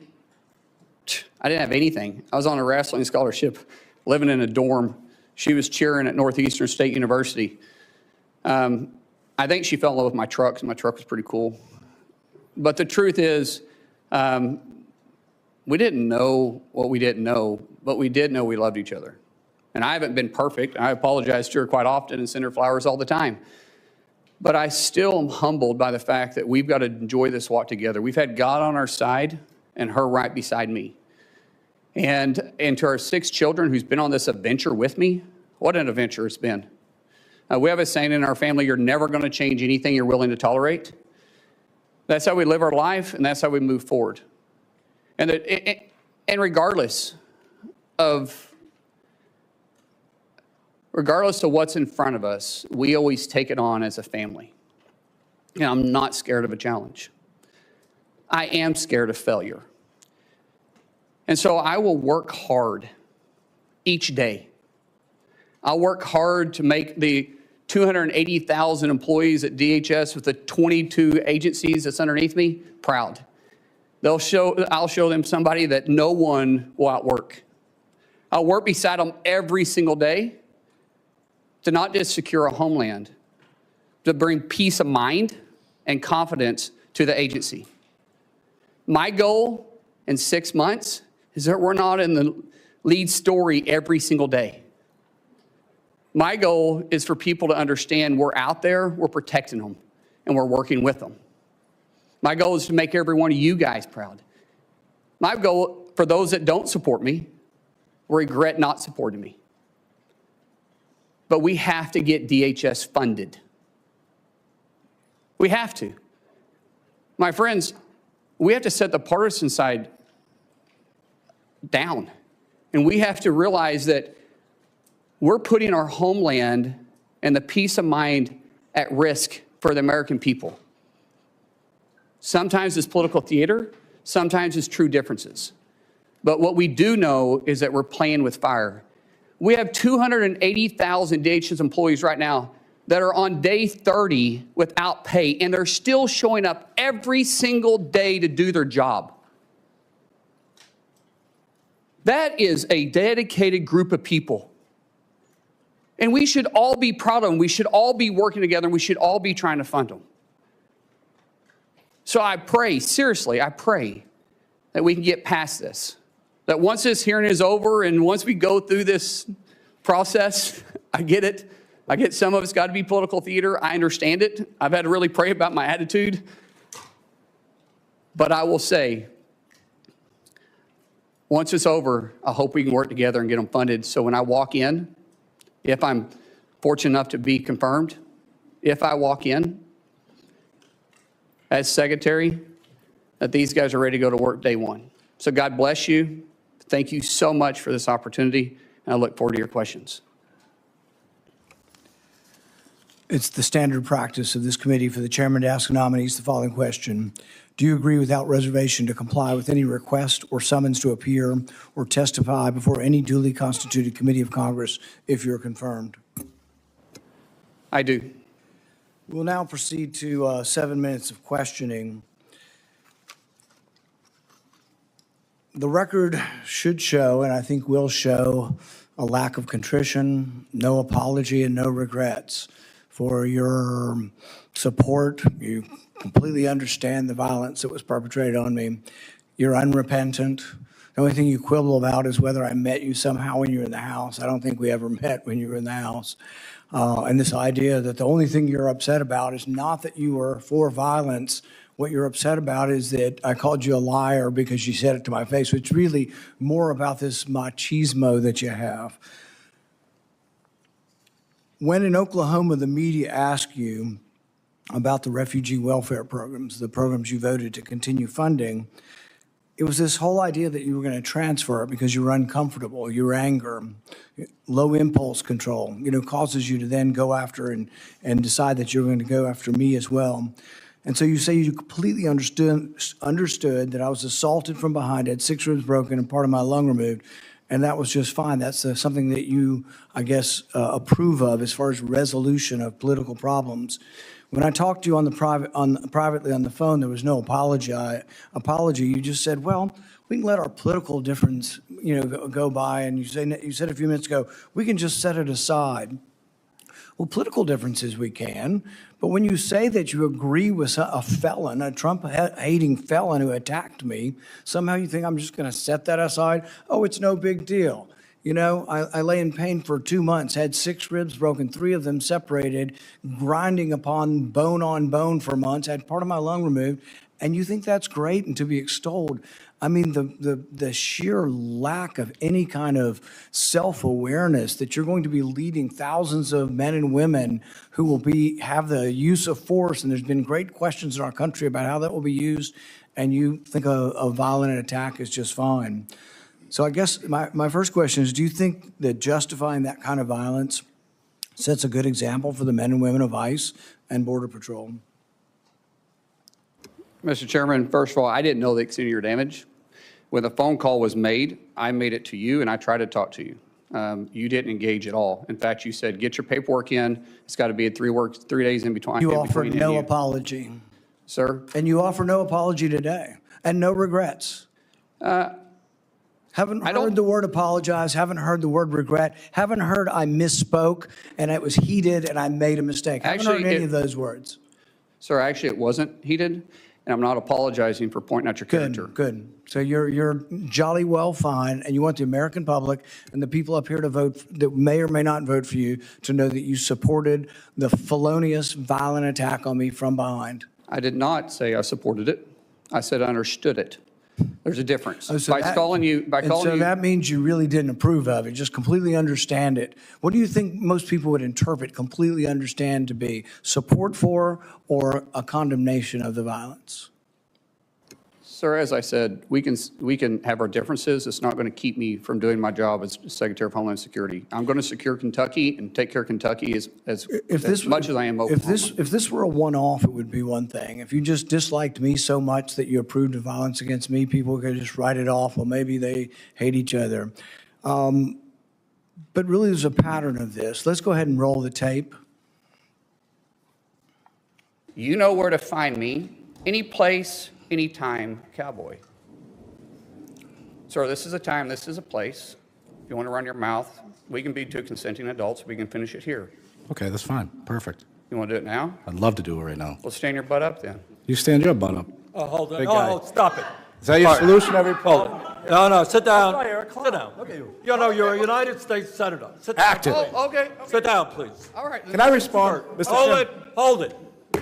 If he got up too, would you have gone at it right there in the hearing room? I would have probably jumped over the dais at that point. You have to be called out on it. If not, this guy continues to get away with this stuff. And it's just, you know, it's silly, it's stupid, but every now and then you need to get punched in the face. Well, go back to the 1800s and 1700s. They used to have canings. And duels. And they used to have duels. Yeah. Right. And there was a way that men used to settle their differences. I ignored him 4 times prior to that. And people say, yes, you're supposed to ignore it. Well, you know, I'm not a very good Christian. I try to be a good Christian. And I know people say you're supposed to turn the other cheek. I prefer the David method. But we need to move from an almost. And by the way, I'm not afraid of biting. I will bite. Biting? I'll bite 100%. Yeah. I mean, a fight, I'm going to bite. I'll do anything. I mean, I'm not above it. And I don't care where I bite, by the way. It just is going to be a bite. In hindsight, any regrets? No, I really don't.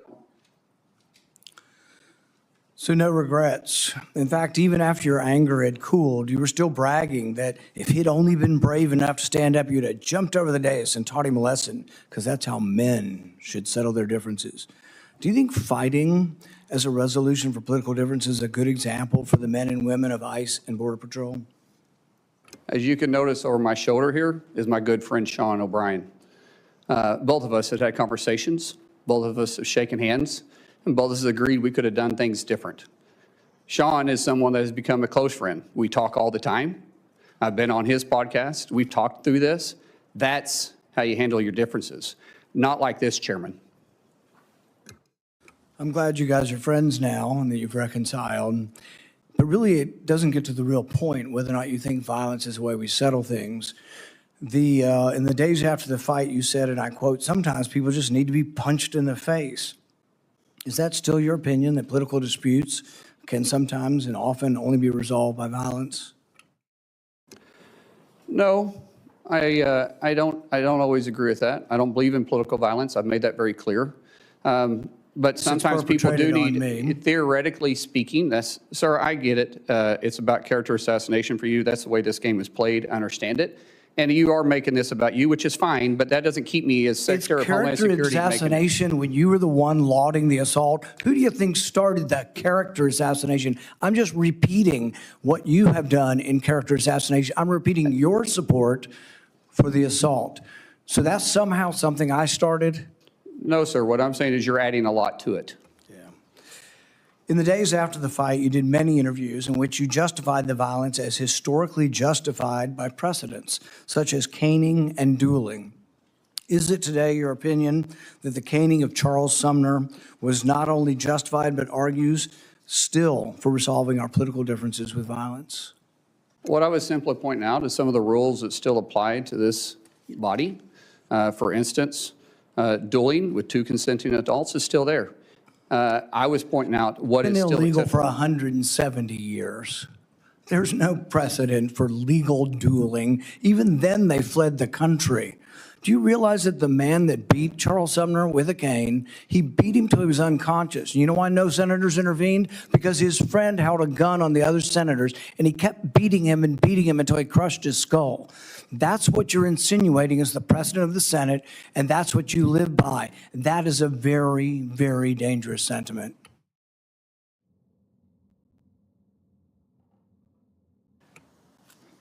After a half a dozen victory lap interviews where you pointed out that the union guy was just lucky that fear kept him from standing up, Dana Bash asked you if you have any regrets about bringing violence to a Senate committee, and you replied that you have no regrets.